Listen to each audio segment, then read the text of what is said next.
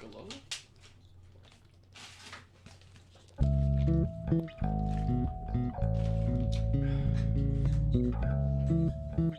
Here. Have half of that. Half of this one. Half of that one with a full one of the other one makes the ratio.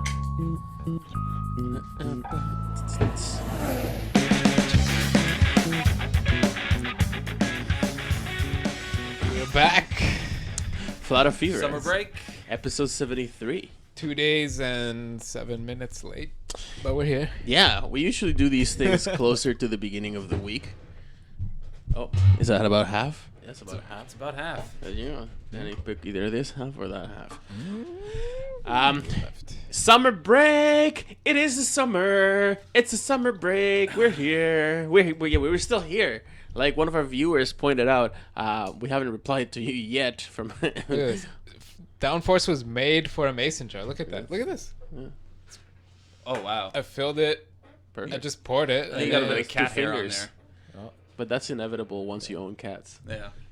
I found. I don't I even could have find brought it that anymore. here from my house. I don't know.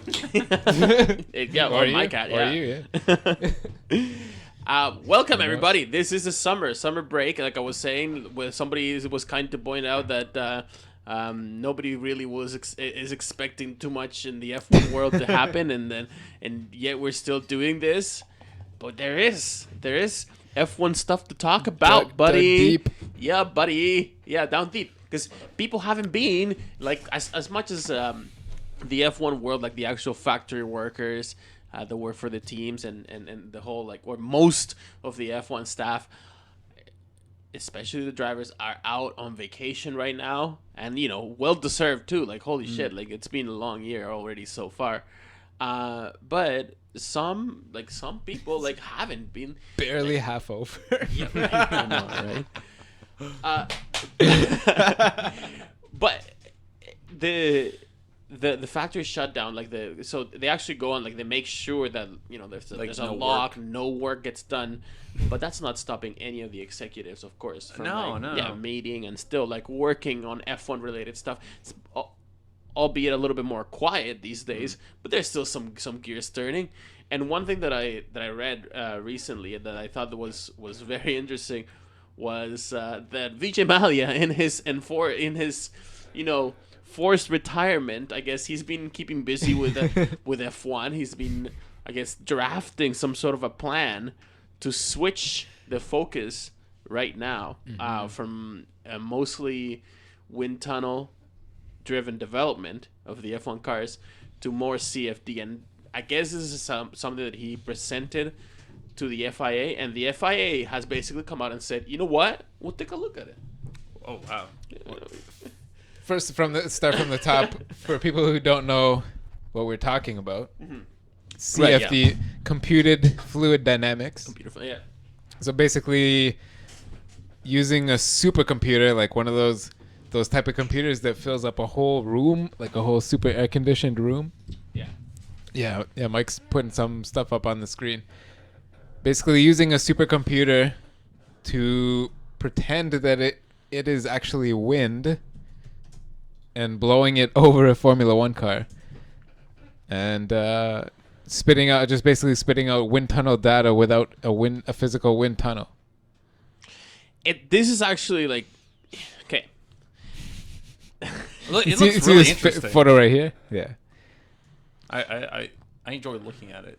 Okay, so here's the thing. So right now, what the teams do is not all of them. Number one, and this is brought about, and the significance of it is that Vijay Mallya is pushing this forth, and this is not new. This is something that has been attempted before. There's been a push to drive things more into the CFD world because the reality is that it saves money. It Sir is Richard cheaper. Branson. Yeah, Sir Richard Branson tried he's- to he tried to be smart about it.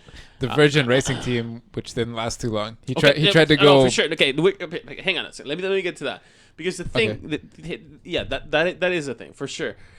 But the problem with driving your development with wind tunnels mostly is that not every team has a wind tunnel, and not all Right. wind tunnels work the same way, and Not all wind tunnels are equal. not all wind tunnels are equal, right? And also, there's even top teams that have had problems with their wind tunnel, and they haven't and there's a problem with the interpretation of the data that comes out of the wind tunnel. Like, you have to make sure that you're doing like your math and your physics, and you're like doing like every time you put one of these cars in a wind tunnel, you have to know what you're looking for, and it's like setting a very complicated, very expensive lab experiment. Right. You have to know what you're controlling for. You have to have like very, very precise measurements throughout. And you have to know what to do with those measurements.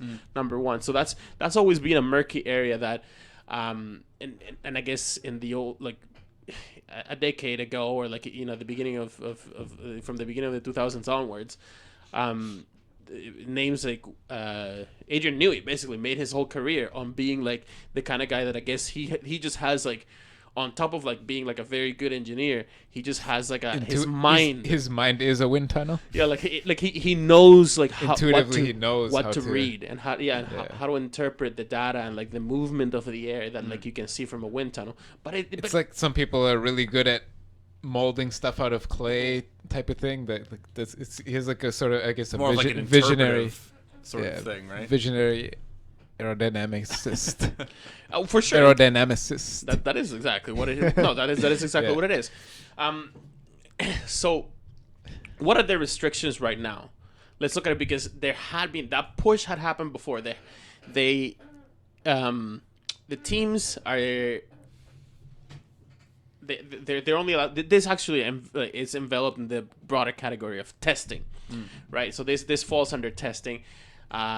Teams are only allowed so many days of in-season testing with like very, very controlled situations, and all of that started to introduce cost savings, because testing any F1 car was getting way out of control, way too expensive, and the smaller teams just simply couldn't afford it. So they cut down on the number of days, the kind of car that you could use, the kind of people that could test the cars. That's the kind of stuff that you see. What you don't see is that behind the curtains, other testing that happens while you're developing the car. And there's the CFD testing, so this stuff done in computers, and these are not like a big computer that most people have seen. These are like still supercomputers, like you were saying, that occupy entire rooms. So Entire basements. Yeah, there's regulations to limit even how big those, or how not How big, many teraflop right. hours you can run? A flop is for, it's a floating Point. Yeah. floating point operation. So basically, some sort of like how many complicated operations per second can this computer perform? Oh snap! And it's measured in teraflops, Which is and trillions. yeah, and Trillions of floating point operations per second. You're allowed a certain a maximum number. amount of computing hours, basically, where you can input data saying, this is like these pictures that we have up here. These are the shape of our wings, and if there was wind blowing over this, how do you think it would probably look like? Yeah. And What's your interpretation of it? This stuff, and is as much actually- as you can compute in that amount of time is what you're allowed, right? And it's and with that much power of computing as well. right. So you have that, and you have the hours on the wind tunnel. Now, It's interesting that wind tunnels and these supercomputers, as well as the cost of setting them up, actually running them, it's not like plugging in your laptop, these computers. Yeah. It's a lot of power. You need to be running air conditioning, like super air conditioning systems to cool these computers.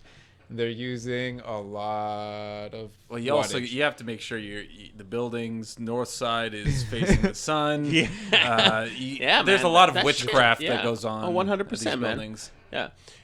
So let me give you an example of like how things stand right now. And this is as of 2014. Since 2014, they've been restricting the wind tunnels because they knew that they wanted to push more this kind of stuff because it is more affordable. CFD is more affordable for all the teams. So anyway, they have so it says the scale of the models used in the wind tunnel may be no larger than 60%, and speeds of the wind are limited to 50 meters per second. These kind of regulations. I don't have any sources, but I think some of the teams, they have like 40% size wind tunnels. They figure that that's good enough for them, right? And that's probably cheaper to make as well. Pull up the pictures of those wind tunnels. So we're talking about this. Yeah, let me just See, both of them are 60% sized. Yeah. But yeah, like they're no bigger than 60. Yeah, they can't be by regulation, right? Now, what Vijay Mallya, we still don't know. I mean, or at least it is not publicly known the details of the proposal that he submitted, but for our YouTube viewers, we're right now showing like two pictures. One, the first one is of the Ferrari wind tunnel, and the second one is of the Red Bull wind tunnel, and they look pretty different. They're both huge. Yeah, they're both huge You buildings. see, like the motor section, the turbine section, the Red Bulls is painted blue. No, I think that's it. Oh wait, no, that might be like the facility. Yeah, who knows? Yeah. You can see the turbine's there, and then it goes counterclockwise. You can see where it narrows down to concentrate the wind into that part, and then suck it back around. Oh, this way. Yeah. And That's the fucking Ferrari one. crazy. Ferrari They're almost both does the same thing. so big. Yeah, they're huge buildings for sure. They're both so big. The Ferrari one, like the turbine is built into a man-made hill, and if you look on the top part of it, like there's a driveway that goes underground just to the right, right there. See, there's To service that problem. an underground garage to get in there into the man-made hill. This thing is insane. In terms of wind tunnels and how they work, my crude understanding, which is very limited, it would seem to me that these right angles would not be conducive to make whole- I'm sure they're whole curved fucking- inside though. That's the whole fucking point, man, is that no matter how good your wind tunnel simulator is, it will never, ever, ever even approach a real life simulation, because the fact that those walls exist is affecting the airflow. The fact that the blades are a certain way affects the airflow. There's only so many, there's only so good that you can make these. If you and I've kind of I've looked at like these YouTube wind tunnel documentaries and stuff. They have these like diffusers and stuff that kind of tries to neutralize the airflow because they're powered by turbines, which is like spinning air, like spinning tens of thousands of RPM, like a jet engine basically. So they put them through like diffusers, the wind, to try just like, but yeah, you can never really get like a real wind flow. And when you're at a racetrack, you're going in a circle, so your car is going to be facing every direction 360 through a lap, and there's gonna be wind because you're outside, right? It's outside. It's so every track's gonna have wind in one direction. You can't really simulate that very well in these right, because it seems to me that these the wind is coming from one direction. Yeah, only one. Basically, these wind. I think for the most part, the wind tunnel assumes there's no wind or the wind is straight at you always, right? And this is another one of the things that also conduces teams to design the cars to like work in clean air better than not, because it's super hard to simulate dirty air, right? And also to further add to the problem, the measurement devices that you use to measure the wind, because just by the simple fact of being there, affect the wind flow. Right. Yeah. You see, they put in those. They're like super like pencil thin long sticks that have like some sort of like dry ice or smoke coming out of it, and they sort of, like put it along the front of the wings and stuff, and see how the smoke goes across the car. Yeah. Of course, that's affecting it. Right? And there's no even smoke those, stick in front of your car while you're even those like driving around testing in the grills. Grand Prix. You know those like grills that they use with like the little like glass tubes or whatever to like measure like the pressure of the air. Even those things, they're French. Even those things being there, like the whole grid that supports it, affects the airflow. That's the problem, and you have to be very clever, and you have to like be Adrian Newey enough to like know like, you know, what information that I'm reading from this wind tunnel test is valid, and what is just like, what can I discount from from the circumstances of the experiment, from Right. there being these walls, from there being like these measurement equipments. Now you pay, especially the teams, and we're talking now about most of the teams don't have access, ready, like as Ferrari does, ready access to a wind tunnel. So they have to go to either another F1 team or to rent them. on another facility and use their wind tunnel. And by like, then you're charged by the hour, and it's super expensive. So your session, if you show up there and something doesn't go the way you planned it, then either you're gonna be spending more money, or if you can't afford to spend more money, the data that you get from that is gonna be meaningless. So there's many problems with wind tunnels. So it's kind of odd, though, really, that it's VJ Malia who's pushing this CFD idea, because he needs a wind tunnel to style his hair before he goes outside. And before he goes, you think he's gonna like computer? Like you think he's got a robot machine to style his hair now? Like CFD. Personal wind tunnel. Just for his hair. It's gonna have those computer simulate his hair. Go back to those CFD images. Like he's gonna get these red, green, blue, and yellow gradient, I guess, across his hair. You think? I can see his head just being like right here, and his hair just flying over. He's definitely down at the 60% facility before every race that he's allowed to go to. He's allowed to, which is like 1, 2. He can't fly anymore either. That's why we haven't seen him. Yeah, It's he's either wind British Grand Prix, wind tunnel or bus. I guess on the flight, I guess you stick your head out for a second. Jet planes are going like 800 kilometers an hour or so. Oh, man. They let him do it because he's VJ, but Does he have to travel by boat everywhere? Because that'd be hilarious. no, he'd have to have one of those jet boats. No, At least, he can't leave the UK because his passport is not valid. Yeah. Yeah. Well, I guess that's why he'd have to go by jet boat, you know? Yeah. There's international drug guys and Catch stuff. me if you can. One of those like Colombian drug subs. Yeah. Oh, the sub. Oh, my. But guys, so So wind tunnels incredibly expensive. Not all teams can afford it. Not all teams have them. It is already like built in to the system.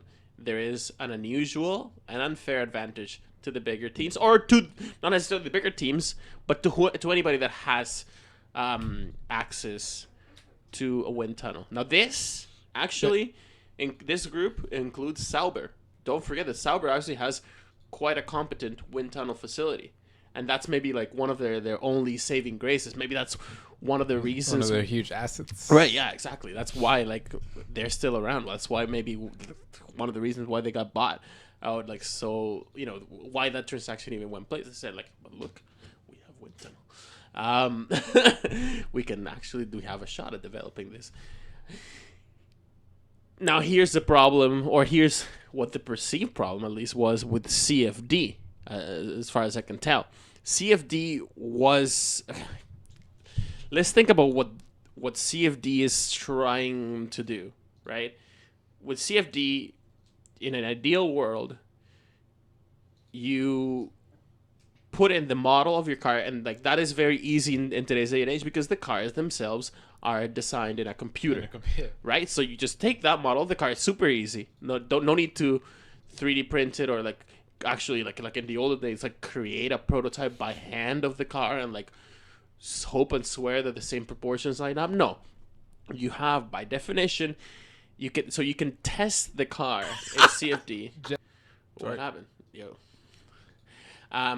With some CFD, you can test the car and you can like really, really, really approximate everything, or like at least that's in an ideal world. You take that 3D model, 3D render of the car, plug it into your CFD software, and test a number of situations, run like a number of scenarios where where the wind is this way or that way, and you'd be able to see like these arrows show here what the impact of the air is at any given point. Now, the problem with doing that is that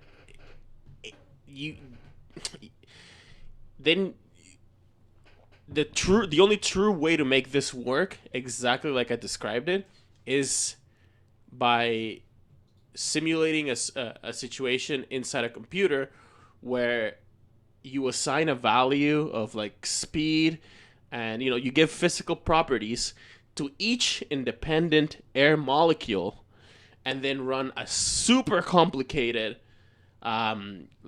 super like data heavy calculation that tells you as the car goes through what does each air molecule like do, and then you'd have to like run that like many times in like differences. So what if it's humid? There's gonna be more molecules of like water suspended, and give a value to each one and simulate each one how it behaves as it goes around the car. Now that in today, like even a square of air like this contains like hundreds of thousands of millions of molecules. Yeah. So that is impractical. You can't do that. You can't go down to atoms. No, so you have to use really complicated calculus. Now calculus, and that's what like these arrows here are the visual product of some just really complicated calculus.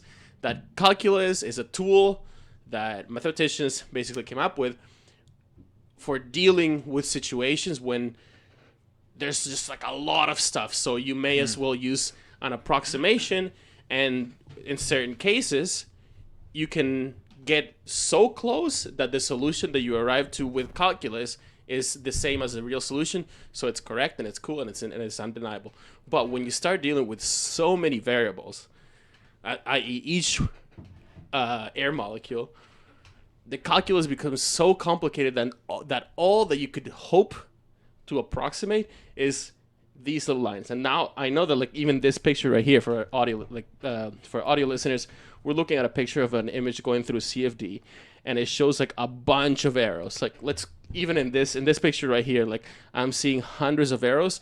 That's still nowhere close to reality. Right. But you're hoping for a good approximation. Yeah. If this is good enough, it should work. Mm-hmm. The problem is that right now, because of the complicated maths that takes into doing this, and because of the limitation of computers and computing power, you have to like basically like make a bespoke each one. There's no like CFD like software. Each manufacturer Team basically is like create their own software, or at least start from like one that's commercially available and like tweak it so much that it fits. Anyway, like the difference now though is like in 2009 or 10 when Virgin was trying to come in and do this and say like, yeah, we're gonna go.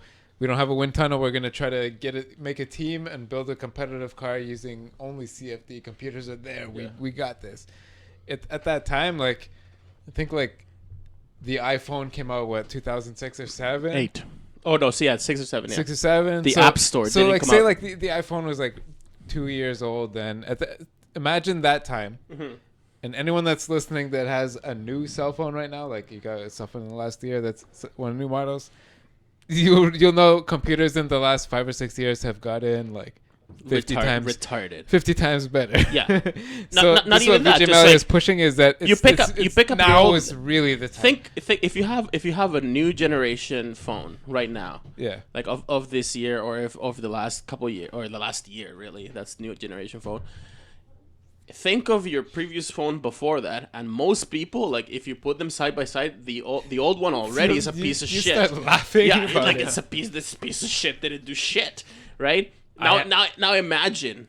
The Virgin Tale is actually very, very interesting. I forget. I can't remember I don't know. I watched a couple of movies the other 2 or 3 days ago because it was like a rainstorm.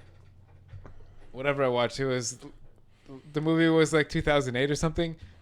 Everyone in the movie had a flip phone. Yeah. Everybody. Oh my god. That was just a few years ago.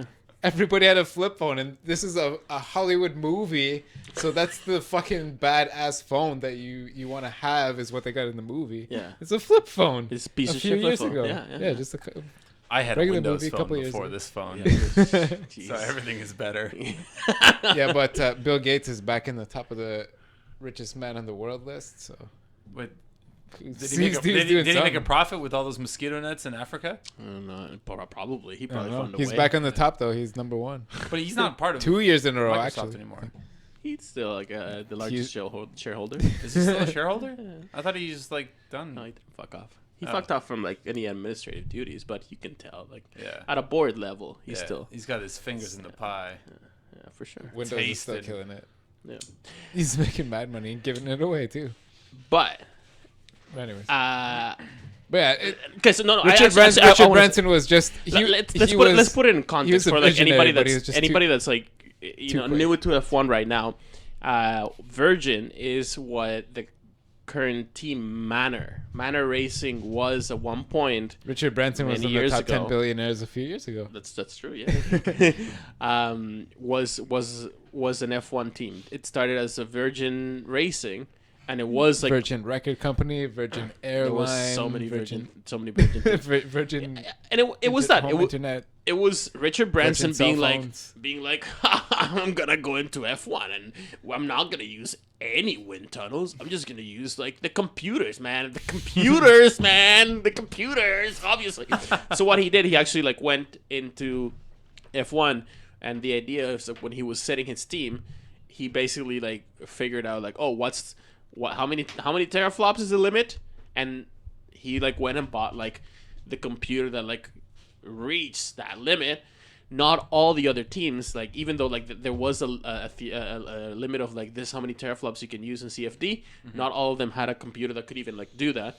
So he was ahead of his time at the time. Yeah, but he was too far ahead of his time. Or now he's in the past. Or arguably, you could even say that the science just wasn't right. They just didn't have. It wasn't there. That we didn't know then what we know now, especially in a field that's changing so rapidly as computer fluid. Anything that's like in technology. 6, 7, or 8 years too early, 8 or 9 years too early. That's it. But yeah, now's the time. VJ Malia is pushing it. Let's flip it, or at least allow more teraflops. Well, and that's what it is. So more hours, more computing hours. We still don't know what the details are of what he submitted to the FIA because it, I guess, kind of still doesn't matter. Here's the process. So he submits it to the FIA, and because this actually falls under the technical regulation side of the the rules of F1, it has to go to the technical working group. Now, the technical working group meets like every so often, and it includes really at the end of the day something like this could affect any FIA motorsport. Absolutely, like something like this happening now. Yeah, is just timing. Like this is like a bit. They took it seriously. Like, okay, yeah, maybe it is the right time. Yeah, maybe now. That's the point. Maybe now is the right time. Now is the right time. And what he wants to do is sort of tweak the regulations, or he wants somebody to tweak the regulations so as to encourage CFD usage, but crucially, and the details again are not known of how he plans to do this, but crucially not penalize people that only want to do wind tunnel. So right now, if you're Ferrari, if you're Red Bull, and you have a competent wind tunnel program, and you're getting the data that you need from your wind tunnel, you're not gonna suffer from these. But at the same time, just because of the gains that you could get out of CFD, you might very well want to look into it, at least. Right. When you mentioned this before the show started, the thought came to me being, it'd be so great if they used it as a tool for all teams. It's like, this is just like a right teams have just to have, because it's technology, right? It's once it works, it works. Obviously, it gets improved upon, but like the lower teams, like if teams want to come in, they have a perfectly good way to test their cars, and it makes it much easier for smaller teams to get in there. Obviously, like Mercedes, Ferrari, Red Bull, like these big teams. Williams, I'm not sure about Williams, but they have. Williams has a strong engineering part to their operation. They would. This is something that would be right up Williams' alley for sure. Yeah, for sure. Yeah. Do any all teams... the bottom and midfield any team that doesn't own a wind tunnel, right? Yeah. Right. Exactly. And even teams that own a wind tunnel but can't necessarily like spare the dime to operate, like they run it all the time. Yeah.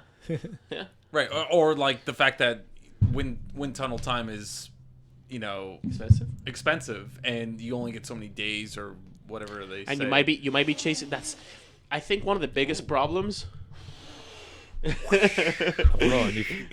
think one of the biggest problems, like in like engineering and like preparing your car and your setup for a wind tunnel, especially if you're a team that doesn't have access to it, is that wind tunnels can sometimes take you down wild goose chases.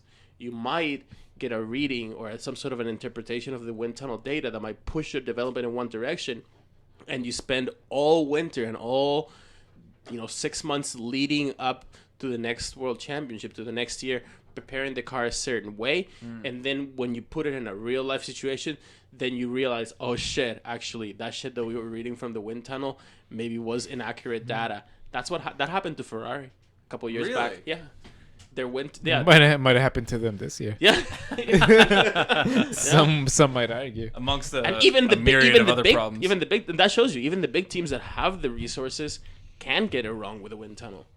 Yeah, excuse me. This wind tunnel type stuff is, like we were just saying, it's bespoke. Like you start from the ground up, and you don't share what you're doing, because probably you have to tell yourself you're doing the right thing, right? Yeah. Like, oh yeah, we're not building this wrong, right? This thing is we've put so much money into it. This thing is giving us accurate data, right?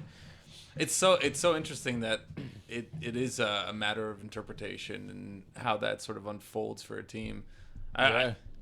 It's surprising to me that what happened to Ferrari in that case, with that example you guys just showed me. I was like, oh my god, I can't believe like it could be almost interpreted so wrongly.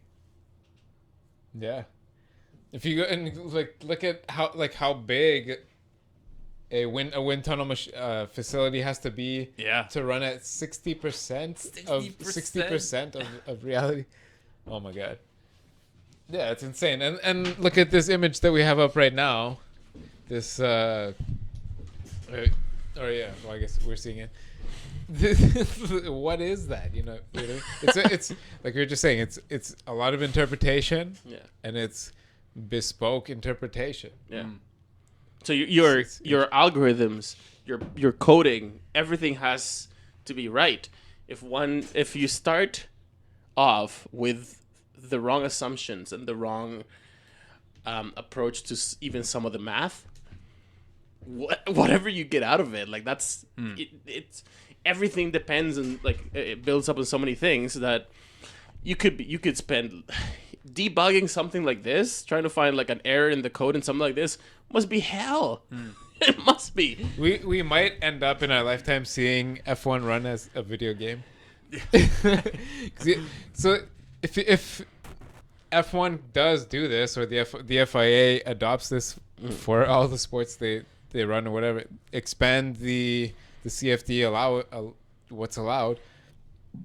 This is pure data, right? So when you compare this and then to some wind tunnel data that you might do anyways, like any other team might end up doing some wind tunnel anyways. Even the teams that don't necessarily own one, they might rent some time just to double check that their software is working.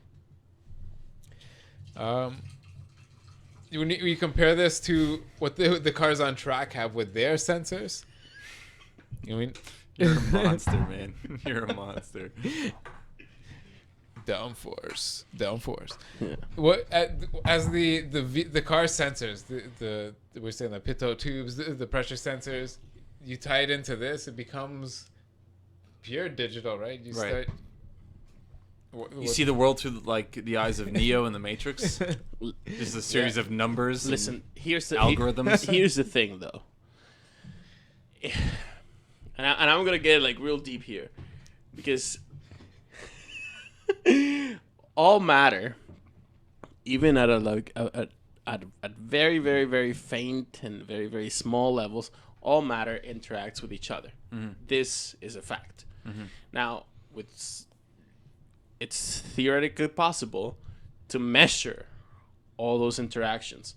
Now, this is like it's one of those paradigms. Nanobots. Yeah, well, it's one of those like paradigms of physics, right? But if the thing is that if you so if you start, if you know all the initial conditions Yeah. of everything around you, you should be able to predict very accurately how everything is going to behave. This is like just one of like the tenets of modern physics. The problem with doing that is that it's very, very, very difficult to know all the starting parameters, especially with fluid dynamics is, if any field at all out there, is probably the one that like this is the truest of all. But it's still theoretically possible to at some point figure out some understanding and like track everything around, even if it's at an operating range of, let's say, 10 meters, like a 10-meter radius.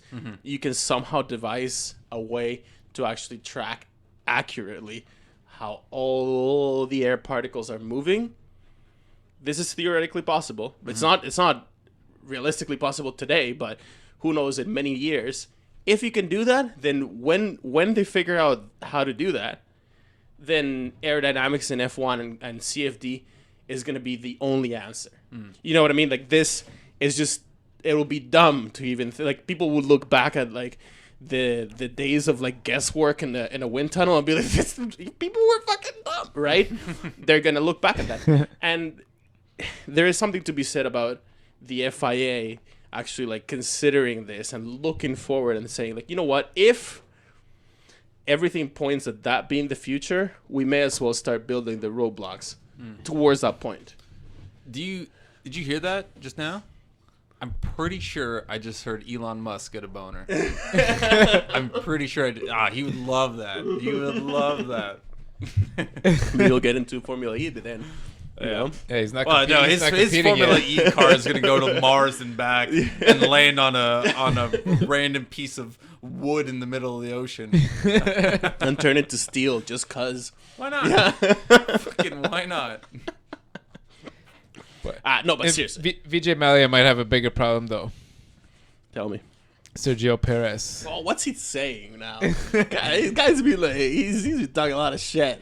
Well, it's not what Malya's been saying. It's Perez. So remember, No, that's what I'm saying. Oh, okay. Perez been talking about. So remember, like his dad was talking shit, and, exactly. and then somebody found those cached pictures from his SergioPerez.com of him with the Renault sign. Yeah. So it turns out, so like slowly these details keep leaking somehow. Perez still has a contract with Force India, Vijay Mallya, for next year, and he should be driving there. But it turns out that he has a clause in his contract that his sponsors may move him to another team if they want to. His sponsors being Carlos Slim. It's his and his Mr. group Slim. of companies. Now, I believe it's now the fourth richest man in the world. Whose ties do they have? So they have ongoing ties with, as far as I can. So 2 teams right now, with Ferrari and with Haas.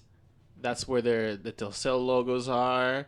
Well, and Force India. So 3 teams: Force India, And Ferrari, Renault. and Haas. Seems Renault? like they're very interested in moving Perez to Renault. But that mean moving the sponsorship to Renault. Mm-hmm. Renault doesn't have any Telcel stickers on it. Not yet. Not yet. Not yet. Yeah. So And Perez has a clause. Renault's potentially looking for sponsors. Perez's contract must be so thick. But Carlos Slim's not a stupid man, obviously. No, but listen, he's not a stupid man, but Anyway, his money is tied up. So as far as F1 is concerned, his money is probably tied up in sponsorship deals that span years, not just season per season. Right, so right, but it is they can move him. They can pull him out of his Force India contract. They have a clause in there that says they may do that and move him to another team with their sponsorship if they choose Right. to. Yeah, but then they'd have to. But listen, look at the barriers of doing this. They'd have to continue. I doubt, because otherwise we would have heard about it. I doubt that the deal to sponsor Ferrari or whatever, that advertising space that they're paying for Ferrari and Haas, that's not going to go away. not overnight, not next year. So they'd But have to. that might not be necessarily tied to Sergio Perez. That might No, be tied to Right, him yeah, being yeah. a $50 billion man and So just knowing they'll- how to advertise. his Whatever. money. So he'll leave the stickers on the Ferraris and Haas until that contract runs out. And what you're saying is Maybe. Yeah. tack on another set of stickers to the Renaults and then put Sergio Perez there in lieu of sponsorship. Because they're pushing Sergio Perez as a man too, right? Because Carlos Slim is Mexican. He's Mexican. He's kicking ass. Now, right? Renault- And Mexican people are behind that. Anybody like They're if he was One if of the he was a richest North men American and one of the driver, best drivers in the world, right? if he was a North American driver, Sergio Perez. Oh, actually, I guess in He is a some North American some driver. people's definition, I guess Mexico is in North America. But if he was Central America. no, as in okay, if he was from the U.S. or North America. Canada, or I guess Saint Pierre Miquelon, no, probably not that. But if he was from the U.S. or Canada, let's put it that way, that wouldn't look like an interesting proposition. And let me tell you why, because there are no Renault dealerships in the U.S. and Canada. Right. Whereas Latin America is a very important market for Renault. And Russia, as we said, we were talking about that Yeah. last week too. Russia is one of Renault's biggest markets, or what they're pushing the most on right now. well, the Russians are getting some money, despite So- what the world seems to think. So who knows? Yeah, Yeah, yeah. but So- that's the Sirotkin line, right? Like the okay. And here's something that I want to put out very clearly. Because we hear in the if you're an F1 fan and you're just getting into F1, this is truly sometimes a silly season, because there are a lot of talks about drivers going here or there for this reason or that reason, and contracts. And actually, I think that unusually this year we haven't had that much talk about drivers' contracts, because a lot of the important seats are filled out, and like we know what's going on. But there's some years where it gets ridiculous. People start like speculating, but the problem is that there is, like, to each rumor, to each story, there's an element of truth to it, right? And it could just be the Renault in the position that they're at. Even that seems more credible. They could be keeping their avenues open. They could be talking with the Russians at the same time as they're talking to the Mexicans. And if they say, you know what, if we get one or the other, either market actually helps us. There's Why not? there's commercial Fuck it. incentives there. Yeah. Buddy Mexican here is coming with some money. You know what I mean? Here's a Force India team principal Bob Fernley quote. He a very reasonable We- man. I have a lot of respect for that guy. Here's a quote. "We dearly love to keep everyone on board, but it's clear their decisions at the end of the day, not ours." Ooh. That's it. So it's become like probably the case is that Carlos Slim is playing hardball. Like, obviously this wouldn't become public if it wasn't a negotiating tactic. Yeah. You'd want to keep that clause. That's why that clause has been there for 2 or 3 years, because they're his main backers, and they control his career more than he does. It's not about his driving or whatever. It's where his sponsors want him to go, to push their money, Renault's cars, whatever. But Perez is, like, obviously he represents himself at the end of the day. He's gonna keep kicking ass. He's been doing well, whatever. But it's interesting. There's an article which is some kind of other F1 propaganda from Nico Hulkenberg quote saying, "I'd love Perez to stay. He's a great teammate. We've been doing well together. We're kicking ass this year. We've both been working well together on developing this car."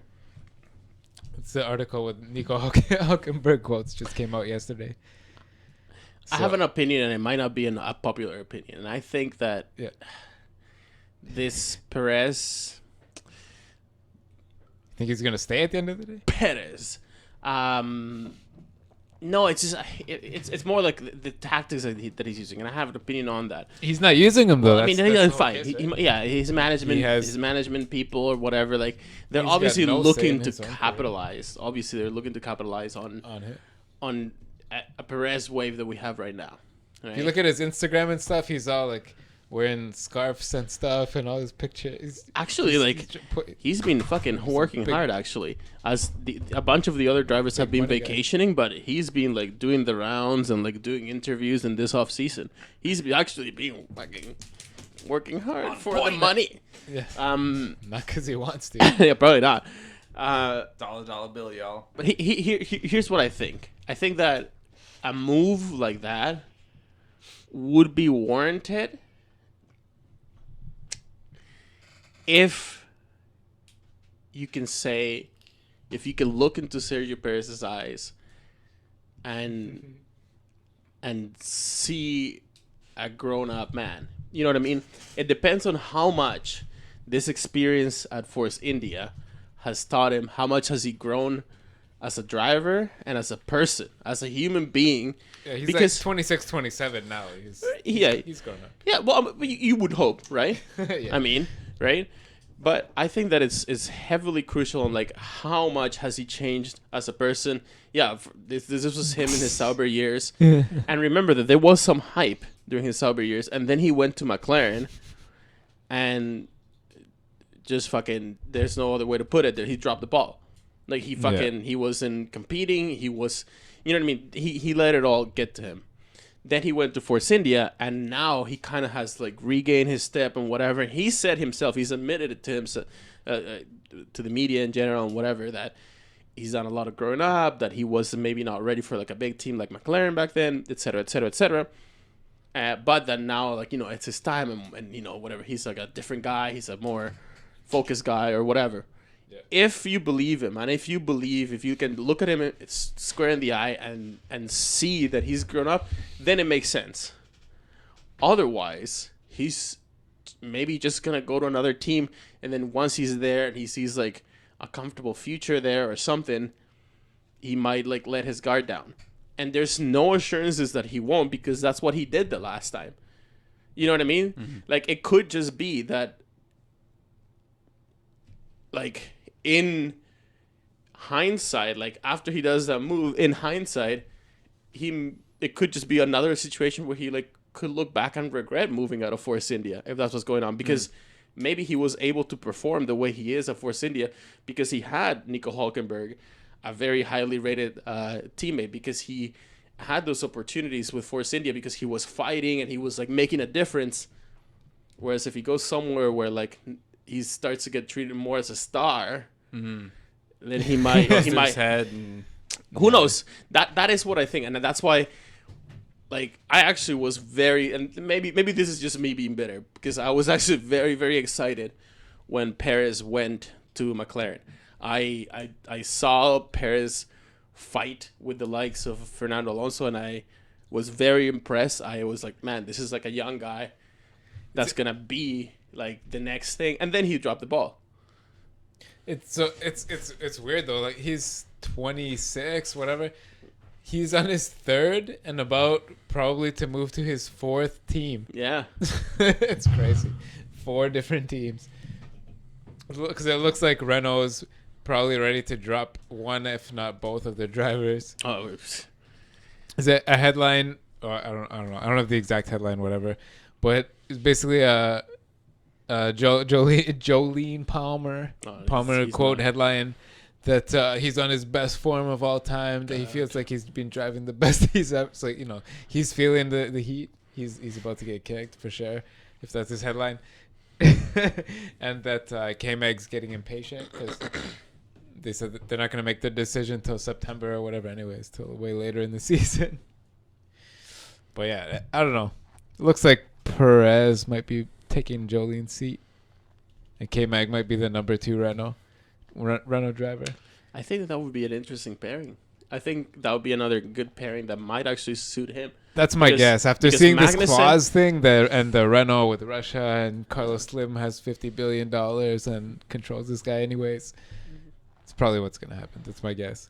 He's already been to 3 teams anyway, so he doesn't have any special allegiances anyway or whatever. Yeah, no, he doesn't. So yeah, I don't know.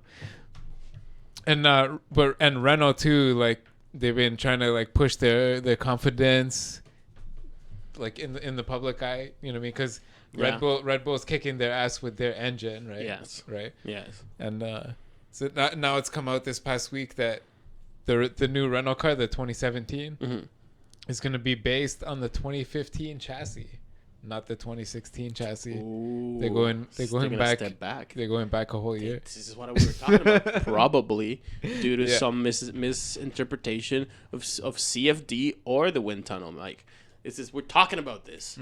This could be what happened to Renault. Their idea, whatever they tried to attack, it didn't work out. Their 2016 car prototype wasn't working, or maybe they see more aerodynamic gains in going with an evolution of the 2015 versus the 2016 car. What are the other teams doing? I think what it was so it was like the Lotus had the Mercedes engine. Right. That's what I think. Yeah, That's yeah, what yeah. that's what it was. So it's like the 2015 chassis, but it's like in air quotes, kind of, because it was actually the one that they had designed for the Renault engine. Right. Yeah. So it's kind of like the years overlap what they called what they actually call them and what they're using. Yeah. But that's a big part of it for sure. So as good as they think they're doing, anyways. I don't know. I think it looks like Perez's career depends more on advertising than actually winning races, because the Renault's stepping back a whole year now, and he's kicking ass, and they want to send him over there. It doesn't really make sense, but I think that's what's gonna happen anyway, just because of money. Absolutely. I mean, Just because money. Well, there's only so many seats available for movement right now, and there's only so many permutations of that actually make sense. If you know, it's just actually, while we were gone, something happened. You know, we got news from the Haryanto camp, didn't we? Manor. Yeah. Speaking of seats that are packed up and not moving around. Yeah. Yeah, Mr. Ocon. So wait, no, actually, just to put it in context, Let's go back to the beginning for people that don't know. Kind of staying away from F1 news, at least at the beginning of, or basically since we did the last episode, like for the rest of that week, because I was supposed to go camping, but it didn't end up happening. But I sort of stayed So you away. did like a home camp type of. Yeah, pretty much. Okay, so we should have really said this at the start of this episode. Yeah. Because I just came back from. We're in Canada. I was like a 3.5 hour drive up north from Toronto, like up in the middle of nowhere, and I didn't have internet from 5 days ago until I got home at around almost 9 p.m. last night. So I had 5 days of no internet, and I guess you were practicing camp because we had a big storm up here. Anyway. Yeah, that's the thing. Yeah, Southern Ontario, Canada had a big. We had to cancel our campsite because of that storm. We had a 1 month of heat wave, and then we got a 1 weekend of power wash. Yeah, we got the whole southern part of the province got power washed for. It rained 14 hours straight on Tuesday. That's not nuts. Man. Yeah, it was like a storm. Yeah. Like I went to Cuba 3 times, and I saw like a tropical storm when I was there. So I've seen like with the Caribbean, like almost like a level 1 hurricane type of like superstorm. It was basically that, but here. So outside of being on vacation once and seeing it like it rain a few hours, that was the hardest I've ever seen it rain in my life. Yeah, it was pretty crazy, man. Yeah, it's pretty nuts. Yeah. So because anyways, we both didn't see the internet for a few days. Yeah. Sorry, we didn't see the internet. So and but then, anyway, Ocon. But then I Mike actually, like I saw him briefly like after one of his practices, and he was like, "Yo, did you hear about Haryanto?" And I was like, "No," and don't tell me. But now tell me. So what happened? So yeah, basically Rio Haryanto. We've been talking about this all season. That he's been backed by his country, his country, the federal government of his country, I guess some sort of ministry, whatever. Yeah, the tourism board had been backing him, basically pushing him, hoping that his success in Formula One would entice people to be like, "Hey man, Indonesia seems really cool. We should go there and check it out." They didn't pay the money that they promised at the start of the season, and now he's lost his seat. They basically were like, "Yeah, Manor, we're a country. We got money. Don't you worry. Just put put Buddy over there in the seat. Just let him drive. Don't worry. We'll get the money. The money's coming. Don't and they didn't. They didn't actually deliver. This is really interesting for Manor though, because Manor right now is in their 5th year, going into their 6th year of competition, right? Yeah. And now they've got this Ocon and Verline, which are 2 of the most touted young badasses that are in F1 right now. Yeah. On the same team. Yep. In a team where the driving power really matters, because arguably they have the weakest car on the grid still. Because no, not really. I mean, Sauber does, but Sauber, yeah, arguably though, because they've only really this year been like, maybe okay, now it's solidified because they've changed hands twice, changed names. It's sort of being like, it's a young team, right? You can call them MRT 05 this year. You can call them a young team, yeah. And Rio Haryanto, no offense, but he was there because of his money, because his tourism board, the federal government of his country's tourism board, paid for a big chunk of his drive, and his family, who's rich, paid for another big chunk of his drive, and Pertamina, who is the state-owned oil company of his home country, paid for another big part of his drive. And actually, their name will be missing from the car the next race. In Spa. Huh. But so who's gonna be it? But starting Spa, he's not gonna be there. It's gonna be Ocon. It's gonna be the Ocon show. Yeah, I'm very excited to see that because so Ocon he's a Renault guy, so this must be with the nod of Renault, of course. They're sort of they're saying I don't know. It's sort of like they're kind of testing him out before they bring him into the team. Of course, to be probably Perez's partner. Give K-Meg the soft boot. But what about, give him a one year bounce? But what a great way to do it, because I couldn't think of a better way to bring your young driver. Let's talk about the young drivers that are out there right now that we can think that potentially have some sort of a shot at an F1 seat, okay? And we're talking about people in this group are like Stoffel Van Dorn, with a long-standing allegiance to McLaren, that McLaren still don't know if they're going to put him in a car next year, whatever, right? Like, he's getting older, even though he probably does still have the talent to like have like a long and successful F1 career. He's when he comes to F1, he's going to be put, if anything, he's going to get button seat, and he's going to be put in the hot seat right beside Fernando Alonso at a top team that's not performing right now, but it could perform next year, whatever. The pressure is going to be big. Let's see somebody else, even like down to Lance Stroll. Lance Stroll may be like hoping for a Williams seat at some point, but the soonest that he probably has. He made a big air quote statement last week. We talked about that.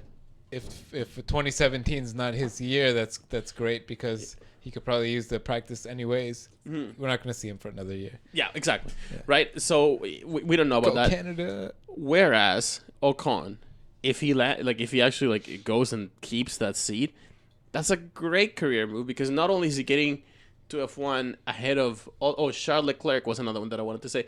Charles Leclerc showing enormous promise, enormous talent, but he's chosen to affiliate himself with the Ferrari Young Drivers Academy, and they are notoriously slow at bringing their drivers into F1. Moving them up, Yeah, so Ocon, by securing that seat and actually coming to F1, and to top it all off, the cherry on top, to be beside another crazy talent coming in Verline, it's only going to be good for his career. Manor's point scorer. Oh, yeah. Manor's guy who got points. Yeah.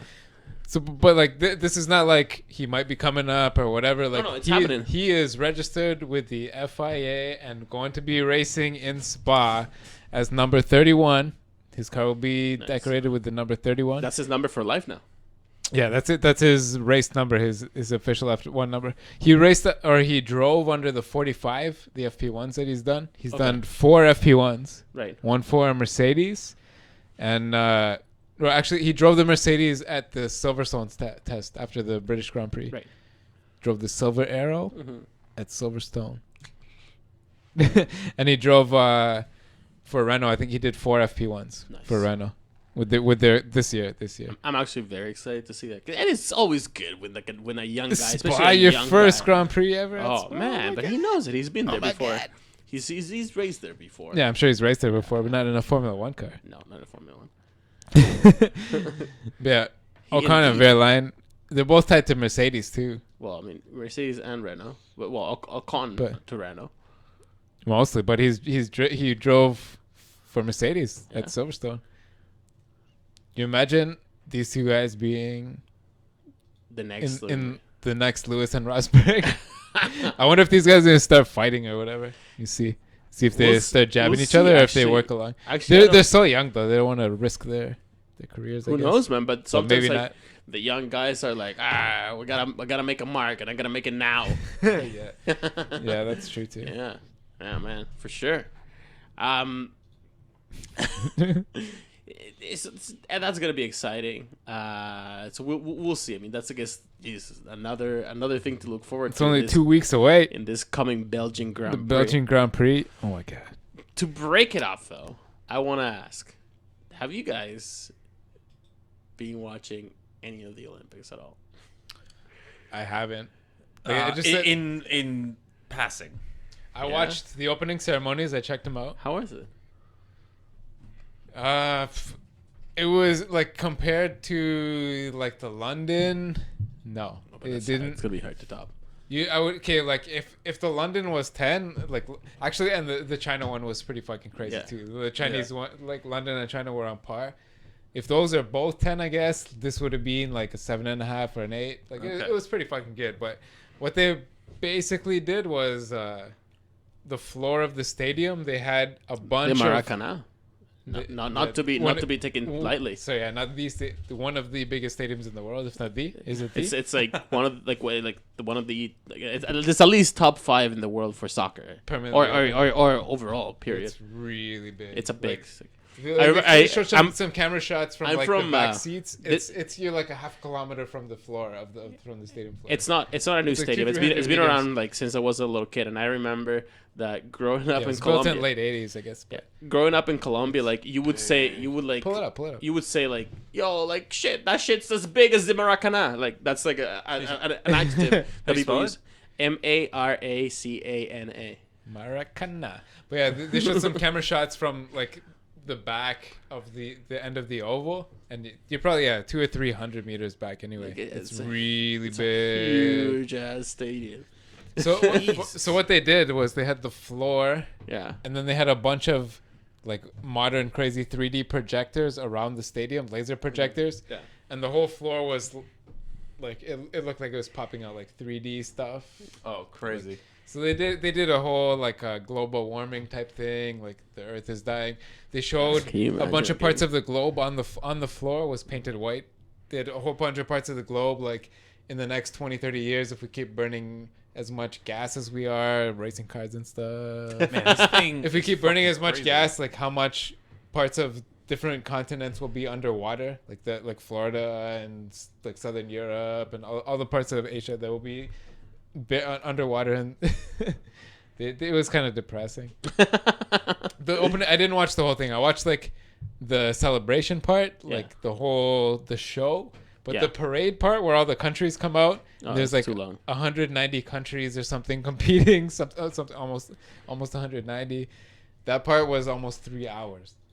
So the whole thing was close to 5 hours. The opening Holy ceremony. fuck. Yeah, Yeah, no, I know. I watched the first hour, like I saw the this- show part where it was. I saw this stream on the part was CBC good. app that actually was has really cool. the CBC has they've been doing a good job with the Olympics coverage. Like if you're an American listening to us right now and you're complaining about the NBC NBCs? coverage, just get a VPN and download the Check out the Canadian. yeah, just download the CBC app, especially if you have a Chromecast, because they have Chromecast functionality. The CBC app was like above and beyond. great, they have actually. they actually had like I awesome remember coverage. for the last Olympics. Yeah. I was like, holy shit, this is. And great. they've only gotten it. They've only done it better, and Yeah. it supports Chromecast now. So But the Olympics is mostly about what?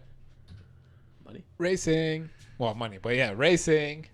Well, no, okay. wait. So almost every single event is about some kind of race. Some kind of a race. Right? It's like I gotta pee. I'll be right back. I guess like as a consequence of the Olympics, one of like the news stories that has been coming out, or that came out, is that this whole old idea of hosting a race during the Olympics, like doing like a every 4 years special event with F1 drivers, like a one-off race or some sort of maybe like a whole weekend event once every 4 years for the Olympics. Now, the Not way for the Winter Olympics? I don't think so. No, I mean, Red Bull did it. Yeah, well, I mean, that's true. Just illegally race down a mountain. That would be sweet, actually. That would be fucking so cool. It'll be like freaking the F1 version of Red Bull Crashed Ice. Yeah. That would be so sweet, actually. Now that I think about would be great. Yeah, just have him go down like some sort of crazy peak all the way down the ski slopes. Man, that would be who gets there first and alive. Yeah. And alive. Was it Verstappen that did it? Yes, Verstappen did that. Yeah. Actually, is this picture on screen right now? No, it is. So this actually was, I don't know if you guys remember, but the 2006, I believe, Winter Olympics were in Turin, Italy. And as part of the either opening or closing ceremonies, I don't remember which one, they brought a Ferrari.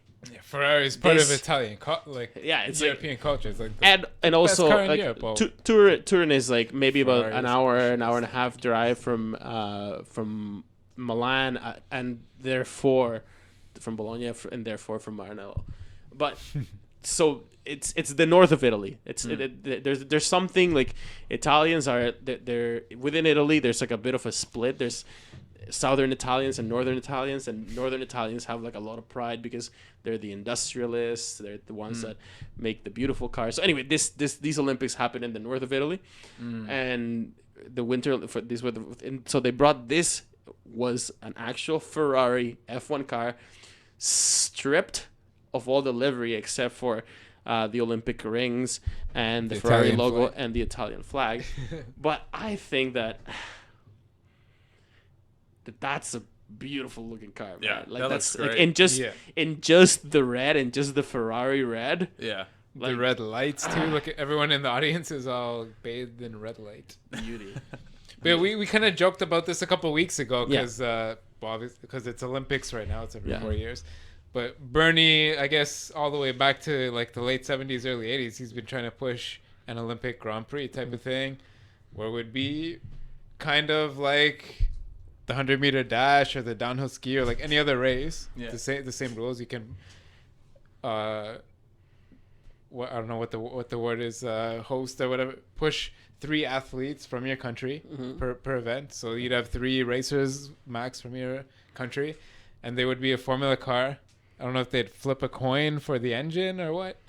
All the cars the cars would have to obviously be the same, close to Formula One, within the Formula One formula. Oh, that'd be so cool. Have all like the cars so a Formula One spec car, but it would be a one car for all. Yeah, one car for all. Maybe independently designed or whatever. Who knows? Made by Dallara. With a Ferrari engine, probably. And then race them. Yeah, and race. There's no like autosport in the next Summer Olympics is going to be in Japan in 2020. This one right now is in Brazil, which is a Formula One country. This being it was the closing race for a long time was Brazil. Japan has another big two Formula tracks. It's the Fuji and Suzuka, but anyway, they're going to be hosting the Olympics next year. Next time around. And Japan is at the end of the... Not next year. 2020. It's at the end of the season, too, right? towards the end of the season. Oh, wait, but that wouldn't be... The Asian leg? That wouldn't be sort of lining up. It's in Japan anyway, whatever. Yeah. And there was the last Olympics before was London. They're a Grand Prix country. The one before China, they're a Grand Prix country. it's not impossible. It'd be super cool. right. It'd be super cool. Here's the idea, and here's how, like, obviously, like, yeah, that's so cool. so it would have to be kind of like a spec race with maybe Olympic medals awarded to it, Yeah, right? of course Not there would you be. don't do it for the money. It doesn't count for world championship points, Right. but it's something that could so then the counter argument goes, well, why the hell would they do it if it doesn't count for the world championship points? No, you can Why do you compete in the Olympics? no, It's but you for can- national pride. no, but you can eat, but beyond national You'd be pride and like, everything we got else, the fastest guy that runs 100 meters in a row. He runs 100 meters straight, the fastest of all time, and he's from our country. That's what people are like. Yeah, like, people get behind that.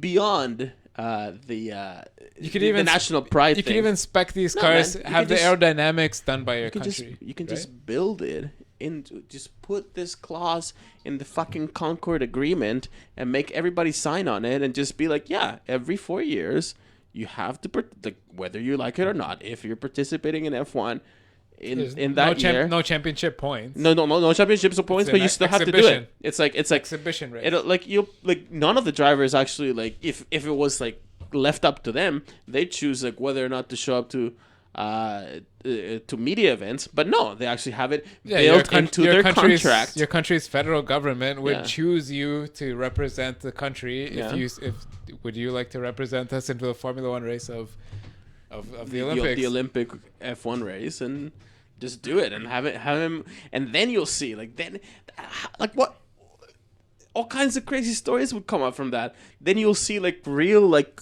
you could compare, the age-old argument, like, oh, Alonso versus Vettel, or like Hamilton versus Vettel, like things like that. If, like, they might not be like fully settled because there's still like intricacies of racing that could come to play, like if somebody gets a mechanical something or other, but still it would be so good. And then you'd have like 4 years to percolate on it, and it'll become like a thing to look forward to. There's some people that might not even watch F1 at all and just watch that one race every 4 years to see like who's at the pinnacle of international racing.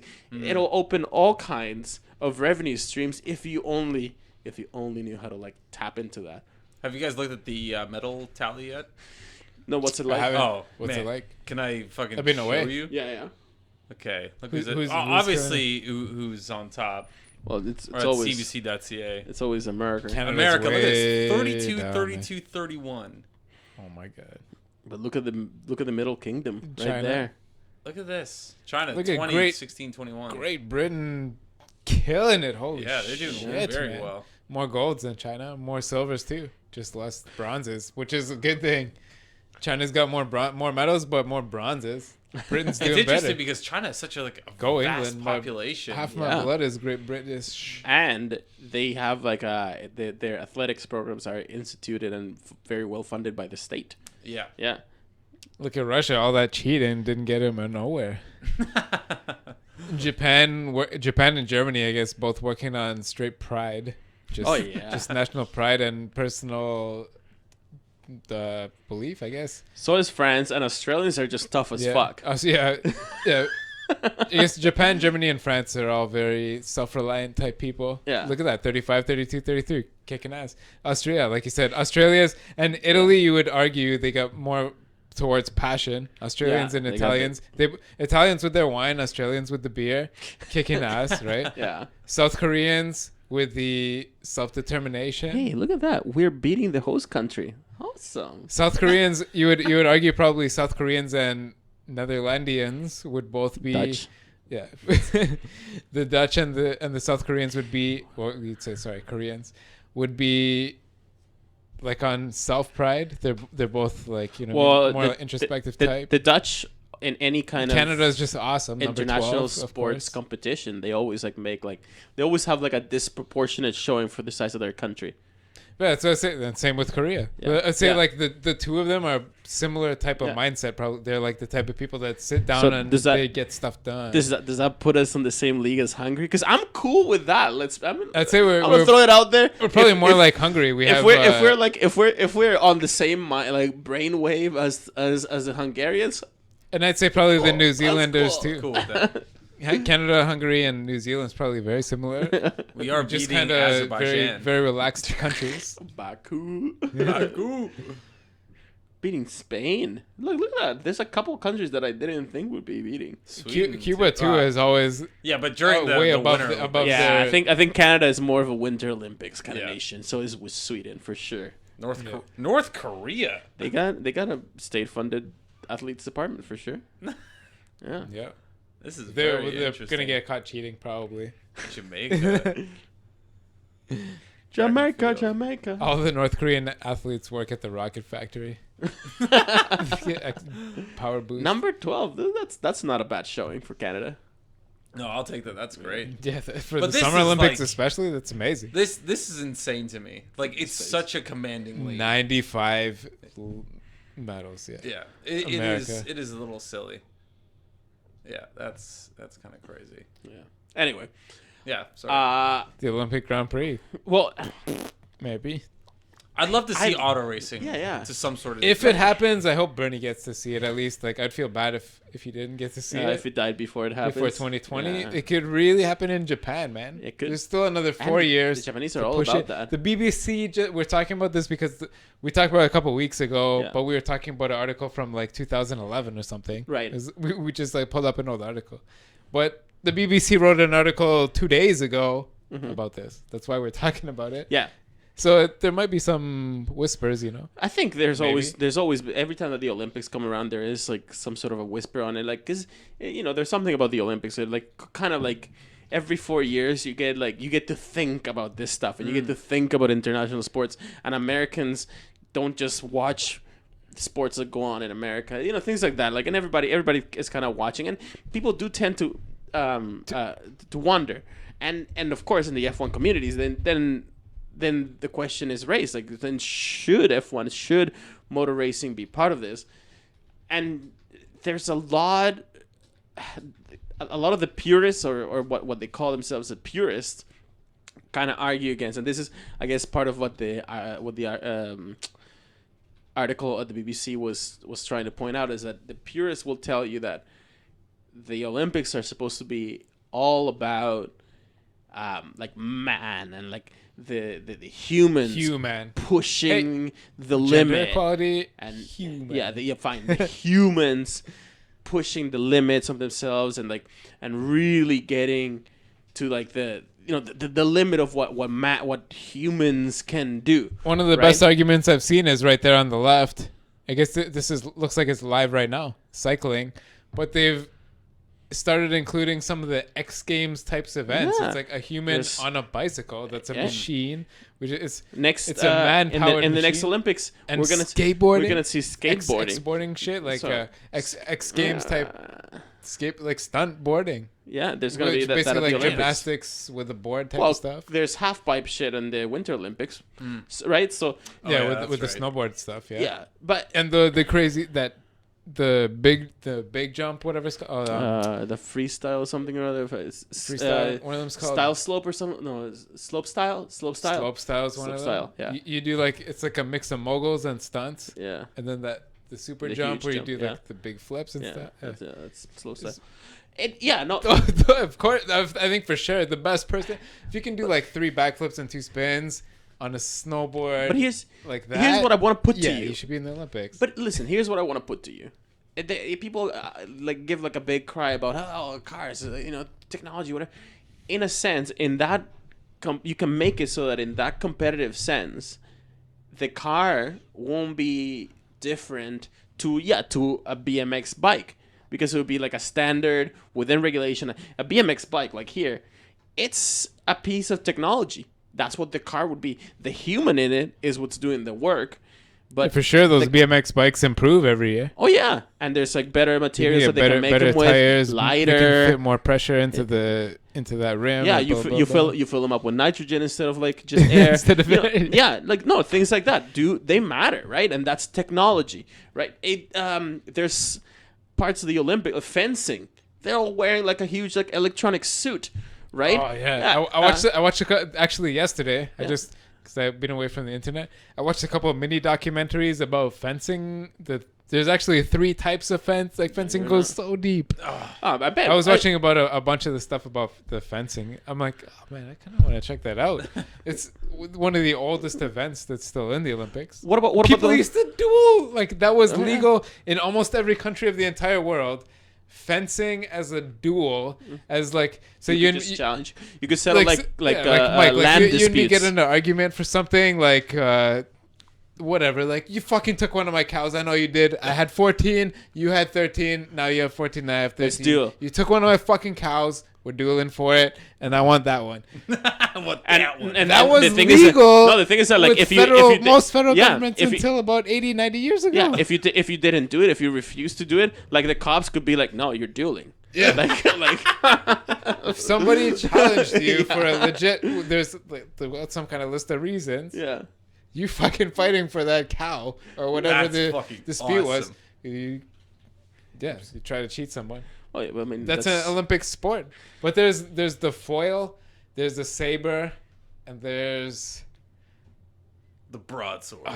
It's not a broadsword, but there's a third one. There's 3 different sword fighting events in the Olympics. But it's crazy. Not even that, man. So there's actually a few sports that include horses. Horses. And yes. hang on a second. Which hang on are a second. bred by their countries. Hang on a second. Yeah. Horses. Equestrian. There's other sports, or like there's another range of sports in the Olympics that includes guns, and remarkably, there's one that's you're on a horse with a gun. With a gun. So, yeah. And Joe Sayward, and this article like is pointed out by that BBC article. They point to this Joe Sayward like very very well written argument about article about how like horses are not like in a competitive setting. Like you can have horsepower and it's not that different from horsepower. Like it's the machine. It's a horse. Whatever, you can breed it a certain way. You can train it a certain way. You can tweak like the suspension a certain way. So it is not like, honestly, it doesn't. If you think about it, and if you actually think about like the many arguments that we've been doing basically since we started this show about how F1 and especially F1, but auto racing is a sport. There is a huge element of what the human can bring, and it is humans pushing themselves to the very limit. There's the F1 drivers are so physical, especially and at most level of motorsports at the very top. You have to be a good athlete. You have to worry about things like your breathing and stuff like that, and you have to train extensively like Jenson Button does. So it's not to be laughed at. I think there is a lot of merit. Now, in that same, sorry, go ahead. So, I was just gonna say. So imagine that. So as the equestrian, you can go so as deep as, so say there's gonna be an Olympic Grand Prix. So right now, realistically, there's 4 Formula One engine manufacturers. That's all there is. Mm-hmm. So if I was just imagining, if I was designing the rules, I would say you would declare your allegiance to whichever engine manufacturer. You choose one of the 4, and then your own country could design its own aerodynamics based off a chassis, one of 4 engines. Do your own aerodynamics and field your drivers, and that's it. They compete. Yeah, well, I mean that makes sense. There have to be rounds because I'm assuming that like the bikes that these professionals athletes use aren't always from the country that they're coming from. Yeah, not everyone for right, sure. Yeah, obviously it's like, oh, I have this Swiss bike, or I have these paddles from somewhere in Europe, or Yeah, there's all kinds of stuff where you're using something that's technology, like you said, like boat rowing. There's canoe races, kayak so many racing, things, rowing race. There's a 3-man row, 4-person row. There was a boat with 3 people in it, a boat with 4 people in it. There's the men's version, there's the women's version, and then there's the race. It might not be one race. Obviously, you probably couldn't do a 300-kilometer Grand Prix, but yeah. Definitely could. There's not you don't have the 100-meter dash where 190 countries race at once. You have basically a tournament and whittle it down. Yeah. So in the end, you'd have something like a Grand Prix 22, 24 racers. Absolutely. The best, I think that it's exists. it's quite reasonable. And like if you're putting skateboarding in too, like obviously like the Olympics are about like talent and skill of things that are relevant in our lives. And like and that's what's important because that's how you keep things interesting. And this is going to sound really weird, but like I really do think esports can fall into that as well. Like They will, yeah. In They will the next eventually. 1 to 2 decades, there's going to be the debate like it's gonna F1. happen. Listen, it's For sure. if you look at it, and you think to yourself, there's no fucking way I could do that. Yeah.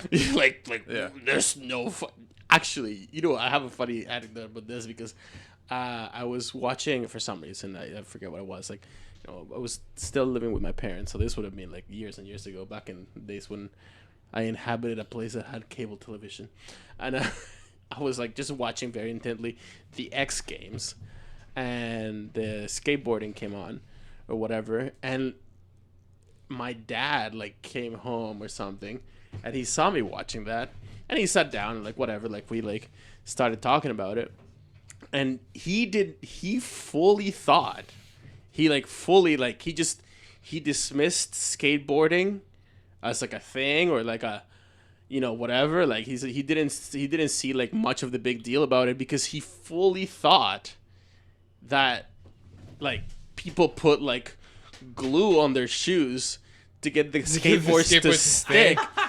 He thought that because in his mind he just couldn't come, like, to him it didn't make sense that people were actually doing it. So when I told him, I was like, no, It doesn't really make sense. And back then, like, I used to basically only like exclusively wear skater shoes, and I was like, no man, like these are the shoes they have. They're the same shoes.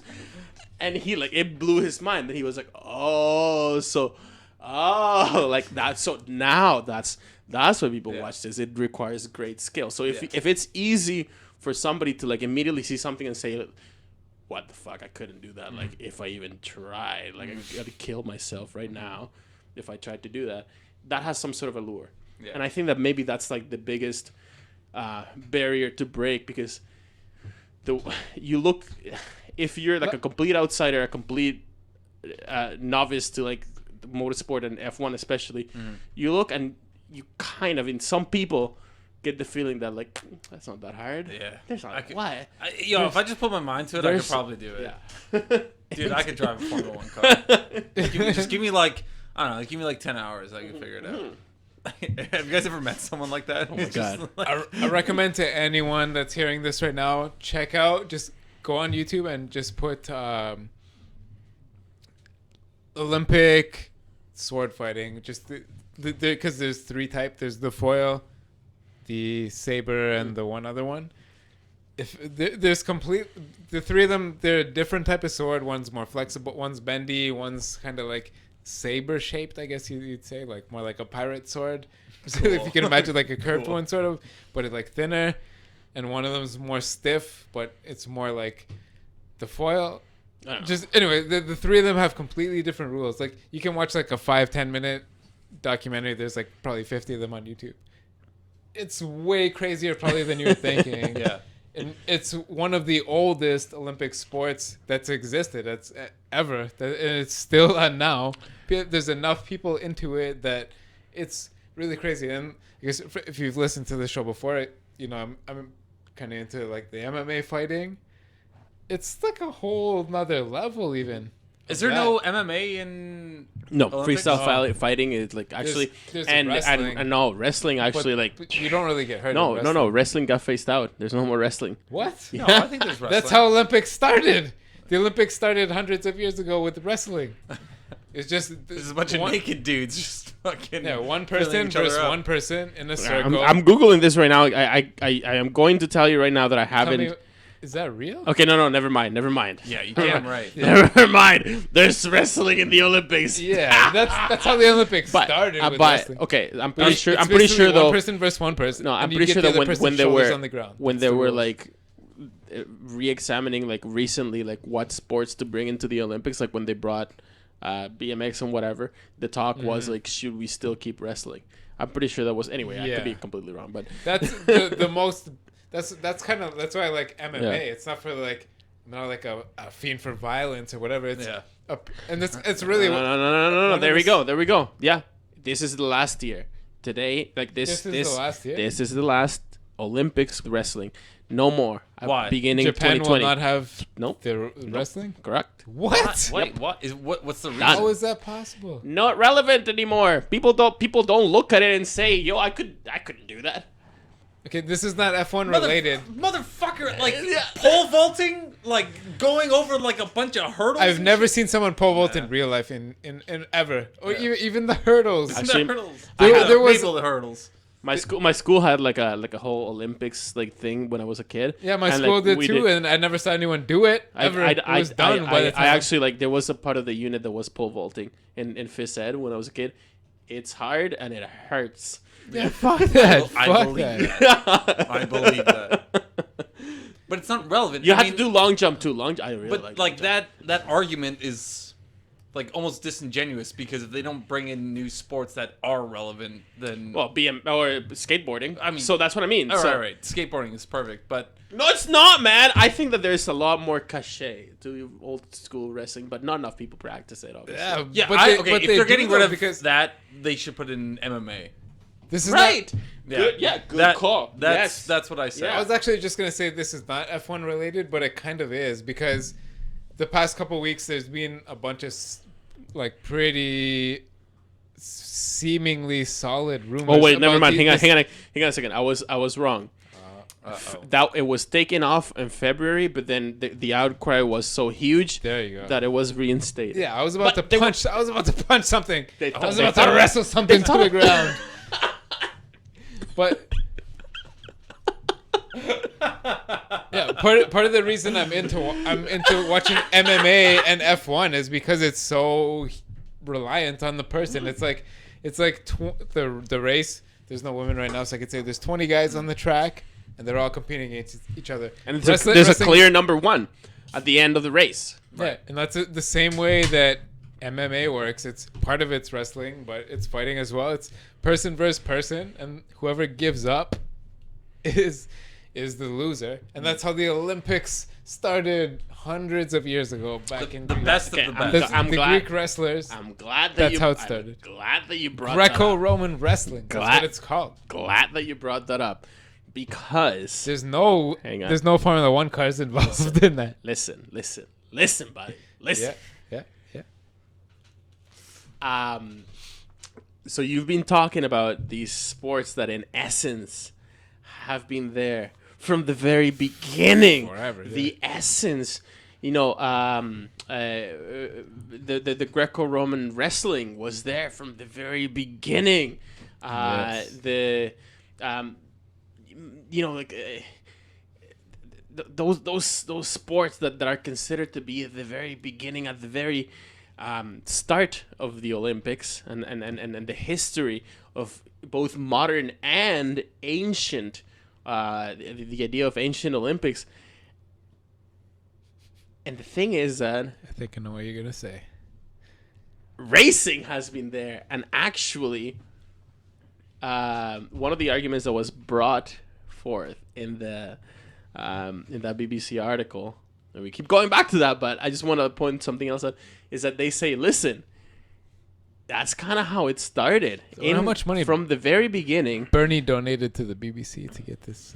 Well, who knows? This Olympics article published. No, but it's a talking point for sure, and I want to bring attention to that, because it is true, and indeed, when the Olympics actually started, as a competition, it could be said that Greco/Roman chariot racing started the idea of having an organized Olympics.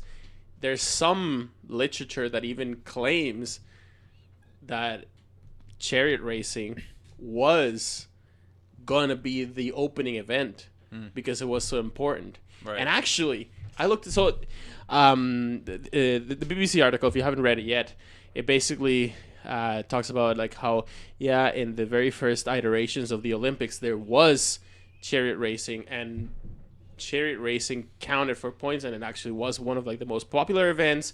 And They built huge stadiums back then. Huge racing stadiums. And it was similar in many ways to racing today. And so whatever, they keep going on to the point that even there were stars in old chariot racing.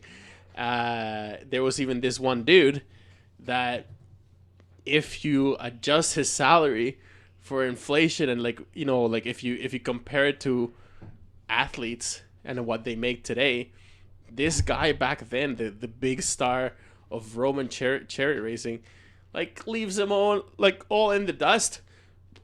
He is probably the best. This one star of early Roman chariot racing is the best paid athlete in all of recorded history. no. Diocles? Yeah. So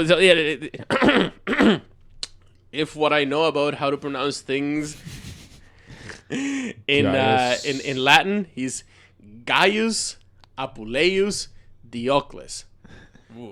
Now I guess Diocles, if you're American. Diocles. Guys, Diocles. This guy's got a Diocles guy.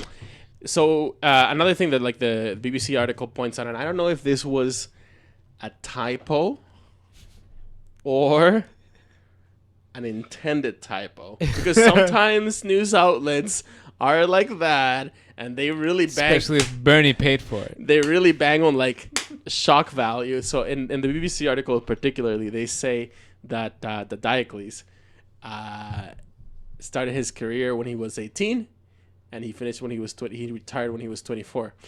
That is wrong. God. And by then, and they even say like by then winning over 15 or over 1,300 races. 1,400 races. Over 1,400 races in that time. No, he didn't. He actually, that was either an intended typo or just a typo.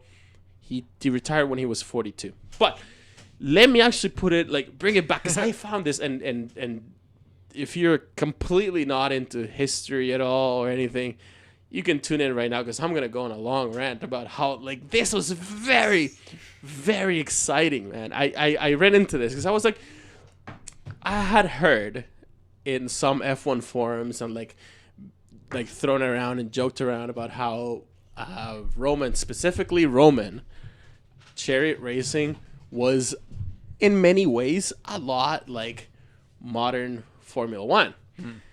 And I didn't give that argument a lot of credence. I was like, you know what? Surely it must have been kind of like it or whatever. This isn't that somewhat similar. Somewhat, but you can't. I mean, you can't even the more I know about, they didn't have wind tunnels back then. But and also just the more you know, and the more you find out and you start investigating about Roman culture and about Romans just thought about stuff, you just immediately think surely just things over back then would have been cool and down. People would have been down with certain things that just people wouldn't be today. So it would be you take your biggest boy horse and your biggest girl horse and you make them fuck. And then you wait till it has a baby and you feed it as much protein as possible. And then you make him fuck the next biggest one. Unless it's a girl, then the next biggest boy. You just keep doing that until you have a bunch of big, strong horses. This is akin to the development of an F1 car over the seasons. Yeah, this is what I was trying to point out before. Equestrian has been in the Olympics as long as wrestling. Yeah. The horses come from, if you're a Spanish equestrian rider or the horse jumpers or whatever you're doing, the hurdles, your horse is going to come from your country, right? Mm-hmm. No. Or else? No. Or else you pay allegiance to the next closest country that makes the most badass horses, which is how F1 would work, right? There's really four F1 horses, F1 example, horse manufacturers. especially racing and jumping horses are not native of the places that are usually proficient. Like people Right, use right. a lot of like Arab horses, but that they're used. But to it like, works white and light. very close to the F1 engine type. Right. Okay, yeah. There's only really like a few, Okay. in air quotes, manufacturers. But let me tell you about this Roman chariot racing. No, I don't even want to touch on Diocles yet, because it's so vast and it's so cool. Actually, well, I'll wait for Mike to get back before I say anything. But to put it in perspective, every time, pretty much. Okay, so Roman chariot racing had some borrowed elements from Etruscan chariot racing, which was the Etruscans were just like a tribe of people that disappeared after Rome became an empire and a city, and the Greeks. Now the Greeks, the way that they used to do it was very like rules were a bit flexible. Arenas, or whatever the circuses that they like raced on were all like all kinds of different places, and like there was a flexibility, and the focus was not Some were round, some were ovals, and some were dust, some were clay. And the focus was not on the drivers at all, because the drivers, much as in the 70s, I guess, were basically disposable. They were slaves for a lot of the part, because only fucking slaves would be willing to race these things. The problem about racing chariots in those days is that a bad turn would flip your chariot over, and that means you're dead. You died. Yeah, you're dead. Imagine like the 1970s, the days of he- like the 500-600 pound F1 cars. But here's the thing: you die a horrible and painful death too. Probably worse than an F1 car. In the Yeah, 70s. with all kinds of That might be splinters digging quick. into you. Yeah.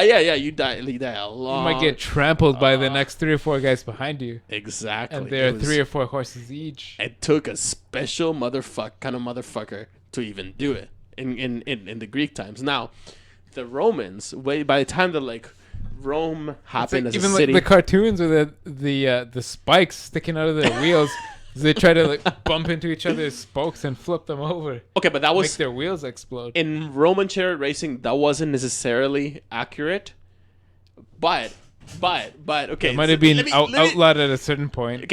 Okay. So when the Romans started the chariot race, and let me get to that because like this is all very, very fucking cool and interesting, at least to me. When the Romans got to it, they sort of started to like standardize the thing, and they turned it about the rider. Like there was like drivers all of a sudden mattered. Mike, just to catch you up, Yes. I was just talking about like the origins of Greco-Roman The chariot horse. racing, and for a while, like in the Greek times when they were doing the chariot racing, it was like sort of all over the place. Whatever. Now I moved to like Rome. Rome became a big city, whatever else, and they sort of standardized the way that like the format was of racing, and also they made it more about the driver. So drivers all of a sudden, whereas in the past in Greek times they were mostly slaves, and like you never knew like you what was important is who, like what team won, or like whose chariot, like who was the owner of the chariot, and the owner of the chariot never like really raced. It was so who was the owner of the chariot, so and so's chariot on horses won. It's kind The driver was now, incidental. You want to know, did a Mercedes or Yeah, a Ferrari so or a Red a Bull win, constructor. or was it like Constructors' like Championship. Alonso? It was a constructors championship only. Yeah, and then by the time that it came to Rome, they added a big part of the drivers championship. Now, cool. or the chariot now. probably to No. do with gambling. Oh yeah, because Probably money a little bit to do with gambling. and gambling after Rome became like a full republic, or then especially the poor people, the masses, the mob of Rome didn't have much to say in the political process. So all they really had to do was go and gamble and go. Sports gambling has always been horrifically gigantic. Oh yeah. Now here's so big. Here's the I've never scale- bet on a sport in my life. though. Here's the scale that it reached in Rome. shit. And like let me like I'm just gonna go slowly through these numbers because they are actually ridiculous. So number one. Okay, so it became more about the driver, right? As soon as it got integrated into Roman culture and whatever. But there was a crucial difference, and this arguably they got from the Etruscans. When the Greeks rode their chariot, there was maybe that's why the driver wasn't so much of an element. But when they drove the chariots, they did like what we see in the movies right now. Guys like they're like holding the reins like this and going like hey-ya, hey-ya, you know, like and for our listeners, I'm like making a motion up and down with both my hands. Whereas you're basically whipping the horse on its ass. Roman chariot racers, they were physically strapped around the waist with the reins. So their fate was directly linked to the fate of their car. This meant that if anything happened with the way that, and this was done on purpose, if anything happened with the way that like the chariot run, or if like his horses like got derailed or whatever, they're taking the guy with him. And the guy dies from being like fucking flung around in the fucking sand in the arena and like hitting like all kinds of like, you know, other people's horses and shit. Like it was terrifying to be a chariot racer. It sounds like it's the same, but at the same time the complete opposite of Formula One right up to the 90s when they were running like 900 horsepower with no seatbelts. With no seatbelts. Let me even if your horse, in air quotes, your fucking Formula One car that weighed nothing, to just crumble if you touched anything with it. Yeah, and it was the opposite of the horses, kind of. And much like that. Okay, so but these also the same. what they raced in were modified war chariots.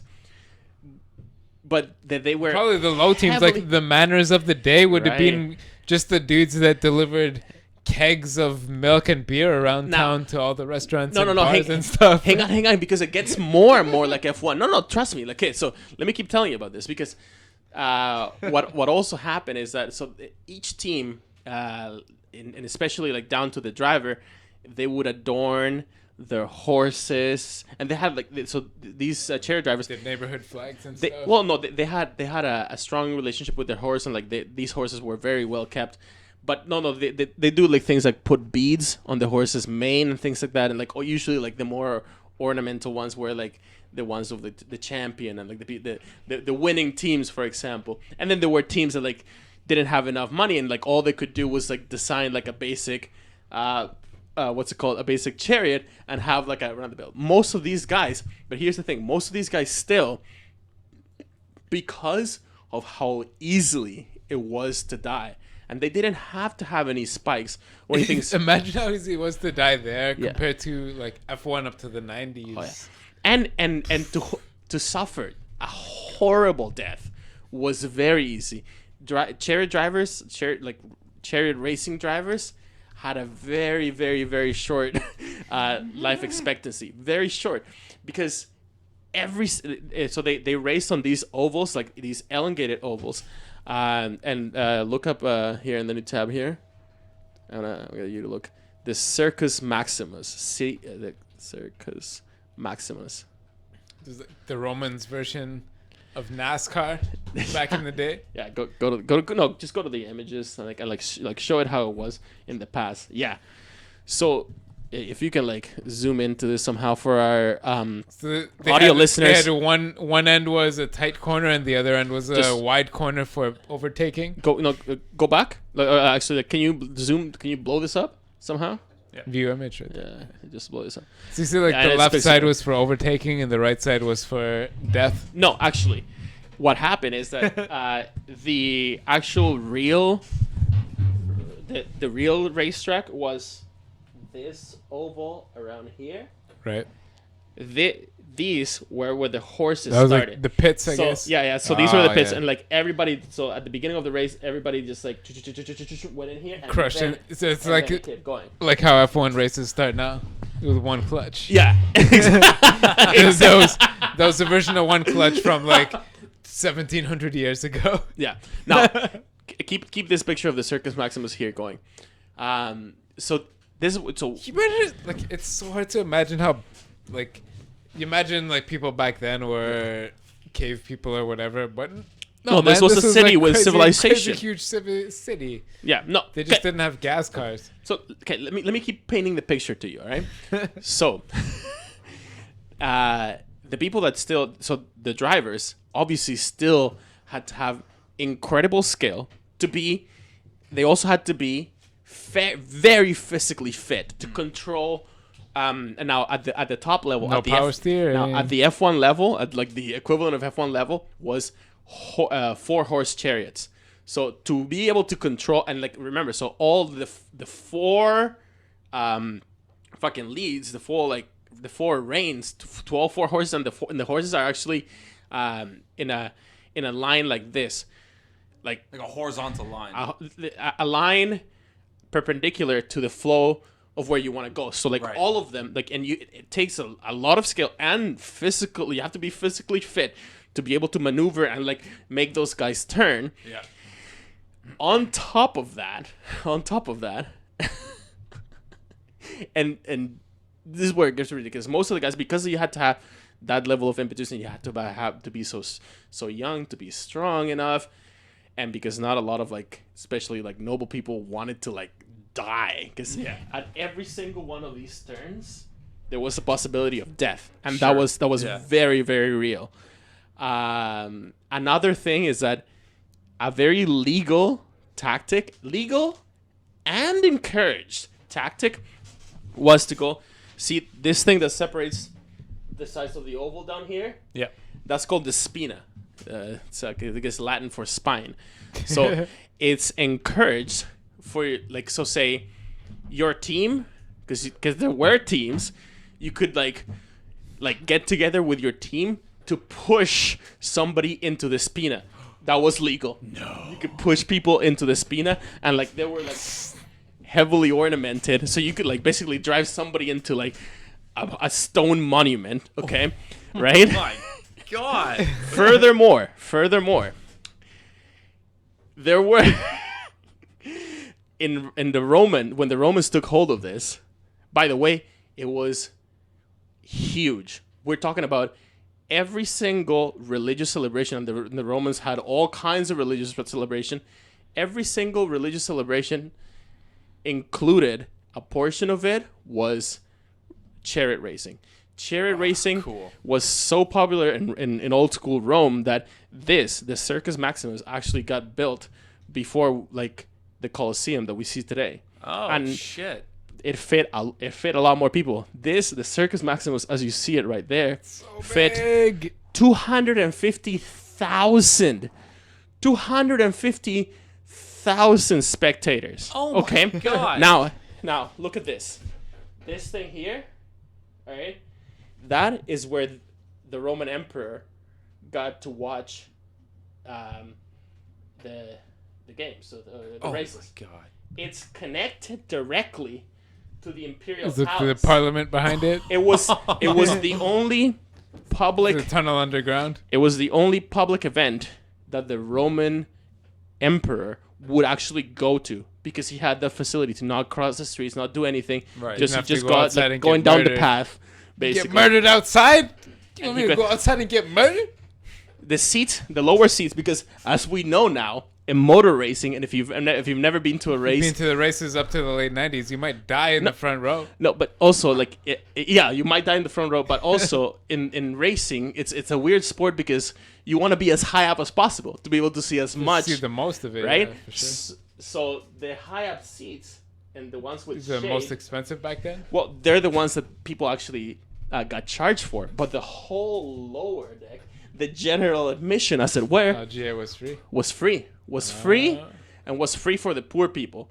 So this was one of the only forums that like the commoners of Rome actually had to voice their opinion. So let's say you're going for a very important race. People, like, especially People holding up fucking Bristol boards. the poor people, you know, the commoners, the plebs that actually like got to see the races, they actually camped out the night before to be able to get the good seats. And if they had something to say to the current emperor, like if it was like an important enough race, you knew that the emperor was going to be there, so it was your time to like shout and get hurt and whatever.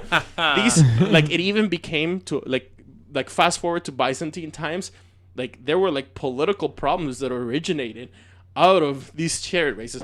Now let me go back to the beginning of when these started in Rome. The historical teams, there were two historical teams that got like a bit of like a weird preferential treatment, much like we have today. There were the Reds and the Whites, right? Later on, like they were basically the favorites of old, Right. but later on, more teams got added. For most of the classic history of it and the Roman times, there were 4 teams. There were the Reds and the Whites that we just talked about, and green and blue. Now, green and blue in the later part became like the favorites, but still, especially like red, had like a bit of like a historical foothold. God. Much like they do today, okay? Now, these teams were like actual teams, and each team had its number of financial backers that tended to be big businesses around the city of Rome, right? Like that actually financed their operations. Drivers were interesting too, because they all mostly invariably came from very, very humble backgrounds, either slaves, a lot of the time slaves, or free men, so people that had just recently bought their slavery, or bought their freedom, rather, or just like people like, you know, just like straight up plebs, didn't have any money.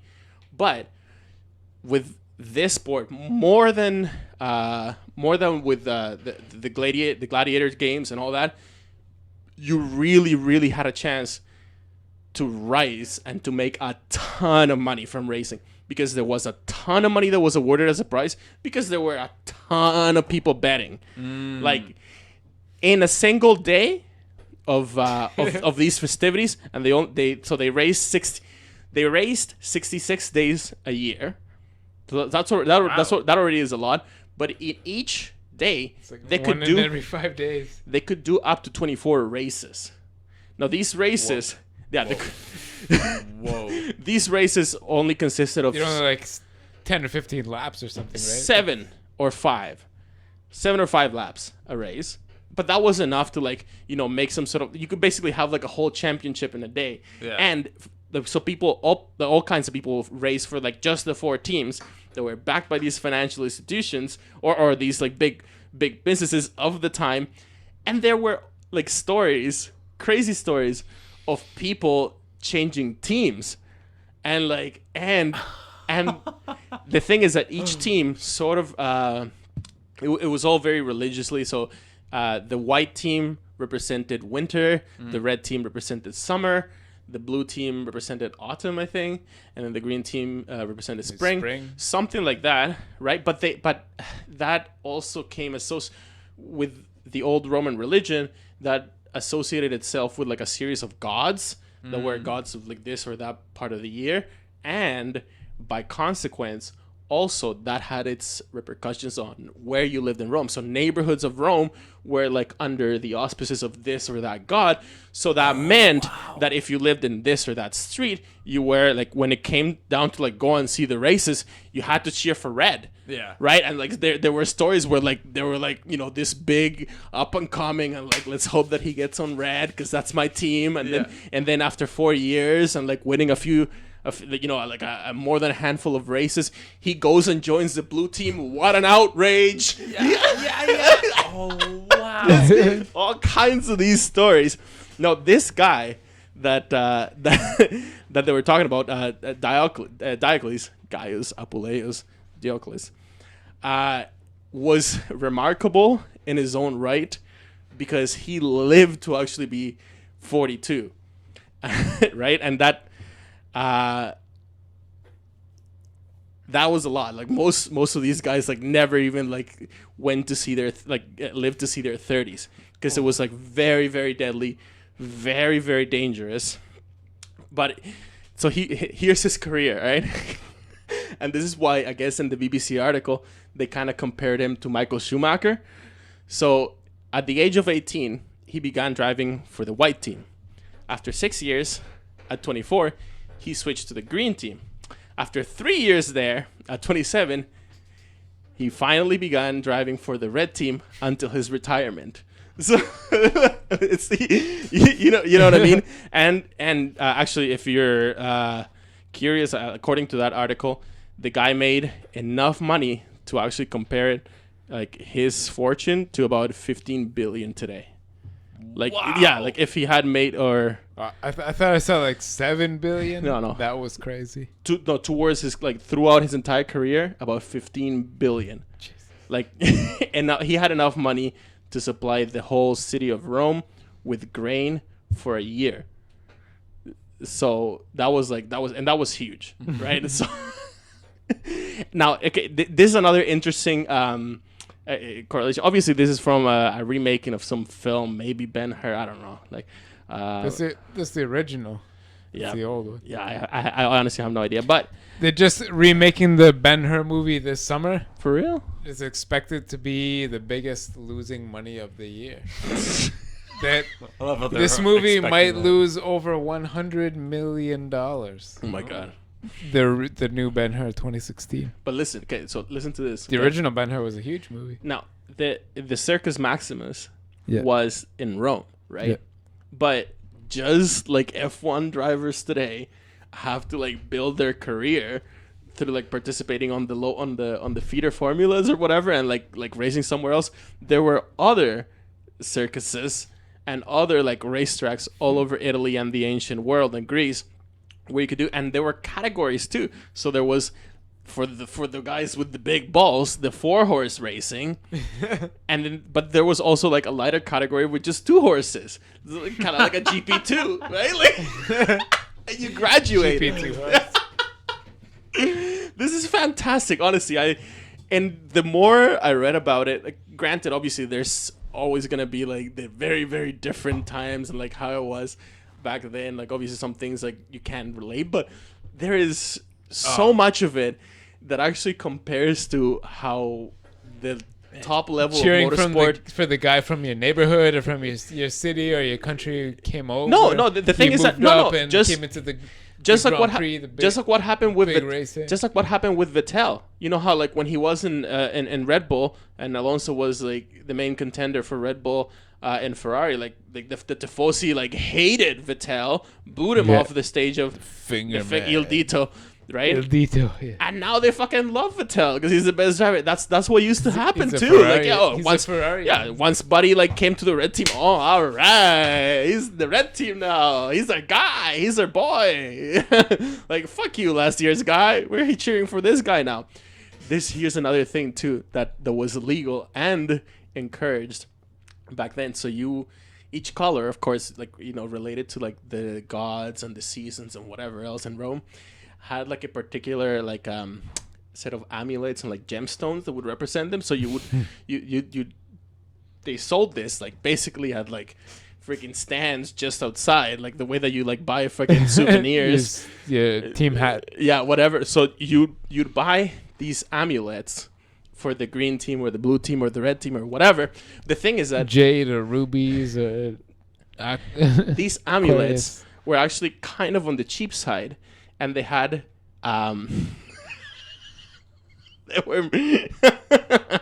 they had these spikes sticking through and nails sticking through them because the crowd was allowed to throw that like when like the opposing team was like getting too out of control or like winning the race. Buddy got a fucking rain of these sharp as nail things like thrown at them and their horses to get them to derail. Like, how is that for audience participation? Yeah. Like, I think that's something, you know what I mean? F1 needs to adopt that. So Like obviously, people just throwing tax on this on the circuit. why not? Anyway, like, honestly, the more you read about it, and there were huge political pressures.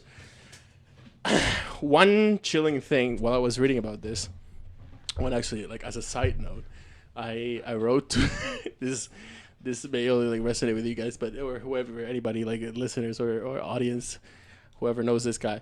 I actually went and contacted Lindy Page to see if he could like elaborate. Did you really? Yeah, I did. Yeah, I sent him an email to Lindy Page to see if he'd be like willing to talk about Roman chariot racing, and I hope that he either at least makes a video on it or come.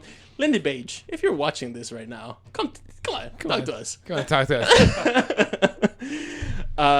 But anyway, F1 like 450 years, 500 years ago. more, Even thousands, more, I thought thousands, yeah. thousands of years ago. Yeah, a couple thousand years ago. Insane. So another thing that I want to say, so this actually lasted, and it was chariot racing actually was built even into the myth of the foundation of the city of Rome. Like part of it, it said that Romulus, I don't know if you're familiar with the foundation myth of the city of Rome. A little bit. I know about the Romulans. Yeah. So anyway, so Romulus apparently used chariot racing as a way to like distract one of the rival tribes. Anyway, it was there from the beginning, and it lasted like it pretty much only decayed in popularity after the fall of the Roman Empire. So interesting. So chariot racing kind of died with the empire. And if you look into how it died and why it happened, is because at one point it was getting too political, and this was like even like so after Rome was kind of defeated and the capital actually switched to Constantinople and whatever, they were feeling kind of defeated, and like there was a lot of there was a ton of political machinations, and a lot of it like actually happened as a consequence of like like the teams had even like at some point like the the red team, blue team, white team, they held so much power in people's minds, and people's like people were so fanatic that like they actually at one point were in a position to like define who the next emperor was, or like if the current emperor was gonna stay in power or whatever. So the Byzantines didn't really like that, and they started to, because the emperor really these were religious things, right? Like this was part of like the religious festivities, and because of the emperor of Rome was like the head priest, like kind of like the Pope, the Pontifex Maximus, it became like a decree that then like it had to become very heavily regulated, and they cut down on things like the financial backers, and they just started over-regulating the sport till it fell out of favor, and it wasn't competitive enough, and it was all sorts of bullshit and too political, and people stopped going to the circus. And I just thought that was a very chilling, pretty F1-ish thought. I think what I'm gathering from all of this and what you said is that what we need to do for Formula One is bring back the old gods. You know what I mean? Race for the gods. Yeah. Okay. But honestly, to. I think it was a chilling realization, because much like in those days, and a lot of people feel like they're, when you look back at history, you're like, why would you look back at history? Why would you even get interested in that kind of stuff? It's because this is true. This is actually, I believe it 100%. If you do not learn from the mistakes of the past, you are doomed to repeat them in one way or another. So check this out. The Spa-Francorchamps Belgian Grand Prix is going to happen in about 2 weeks. Right. And the headlines for it are that fans can come, in air quotes again, without fear. That we're boosting security. Don't worry about that. This is the start of the fall of the Grand Prix racing. So the grandstands are sold out for this race. They've sold way more tickets than last year. I think they're thanking Max Verstappen big time. Yeah, I told you. People coming over the border to watch the race. The only tickets that are left for the Grand Prix in Belgium are general admission. Mm-hmm. But it's kind of crazy. Like they're saying you can come without fear. They've brought in extra military personnel to man the gates, I guess, and look in people's coolers. They said they had to move a shopping area that was near a walking path because of that terrorism thing where that guy run over a bunch of people with trucks a few weeks ago. They're expecting, more people than last year. You can come without fear. I know. This is not something they should have to be promoting to get this. The race is already sold out. All the grandstands are full, and they're pushing the headline that you can come and don't worry about it. Yeah. Somebody people, if you ever run into me at a bar, ask me about this, and I'll have a private rant to you about this. But I want to just establish something right now. If you're going to Spa, if you're doing anything, if you're going to any Grand Prix or any international any event, international whatever sporting event, anything actually, right now, if you are letting fear that something might happen to you dictate your decisions about how you run your life, let me break it to you. That's how the terrorists win. That's true. That's how the terrorists win. It's plain and simple. Yeah, I don't know. Anyways, all the grandstands are sold out. There's only general admission tickets left, and they're pushing the anti-terror angle. It's a bit ridiculous. Just go enjoy the race. It's gonna be bad ass. Testing's almost over. The break's almost over. Hopefully something weird will happen this coming week that we can talk about. Yeah. Well, I'm sure. Dude, we've done 2 hours and 9 minutes so far in the off season. I think we're fine. I think we're covered. Yeah. Can we show this as to close it out? I guess. Yeah. This tweet. Sure. Is it on the? It's there somewhere. Which one is it? Which one is it, man? You gotta either highlight or give some sort of Did you close? God damn it, Danny. Anyway. So yeah. To close, I guess. What did you want to bring up? Whose tweet? Here we go. Just F1 thinks it's so badass with all this political news that we're constantly talking about. This thing that happened. Just play this without sound. F1, one of the biggest things of the year was when Nico Rosberg threw his hat. Last year. Threw his winning hat at Hamilton. Yeah. He threw his hat at him. All right. It wasn't a big deal. Oh, what's the? I think it's when you start playing. Go. Oh, what happened? Oh, jeez. Anyways, this is a press conference for the actually, if you MMA click play UFC and then event, and then there's a little happening speaker. on Saturday. Click on the little speaker. There you go. There we go. Oh, a whole bunch of people that showed up in the audience. Just let it run. Yeah, it's basically the equivalent of the Thursday press conference of F1. This is the UFC version of it. Except they're throwing full cans of juice and water bottles. One of the contenders. Yeah, one of the contenders started this. Basically, the main guy, the Lewis Hamilton of the Rosberg. The Rosberg. The Rosberg. I don't know. Yeah, it's kind of both. Kind of. It's kind of like both. Anyways. Started throwing, and he hit a little kid. Yeah, he hit a little kid. I think that little kid might be right there. Yeah. So he's hiding underneath the table. This guy got so pissed at the other guy, and he started throwing full 750 or whatever 500 ml cans of energy drinks and shit towards the dude, but really at the his crowd. Opponent.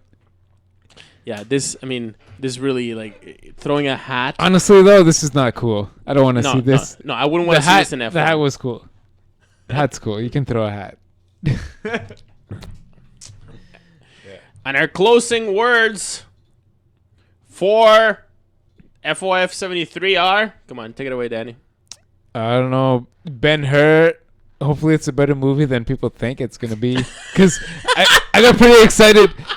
I got pretty excited about your whole chariot rant. Yeah, I kind of want to see this Ben-Hur movie. But I hope they at least get the chariot racing right. Yeah.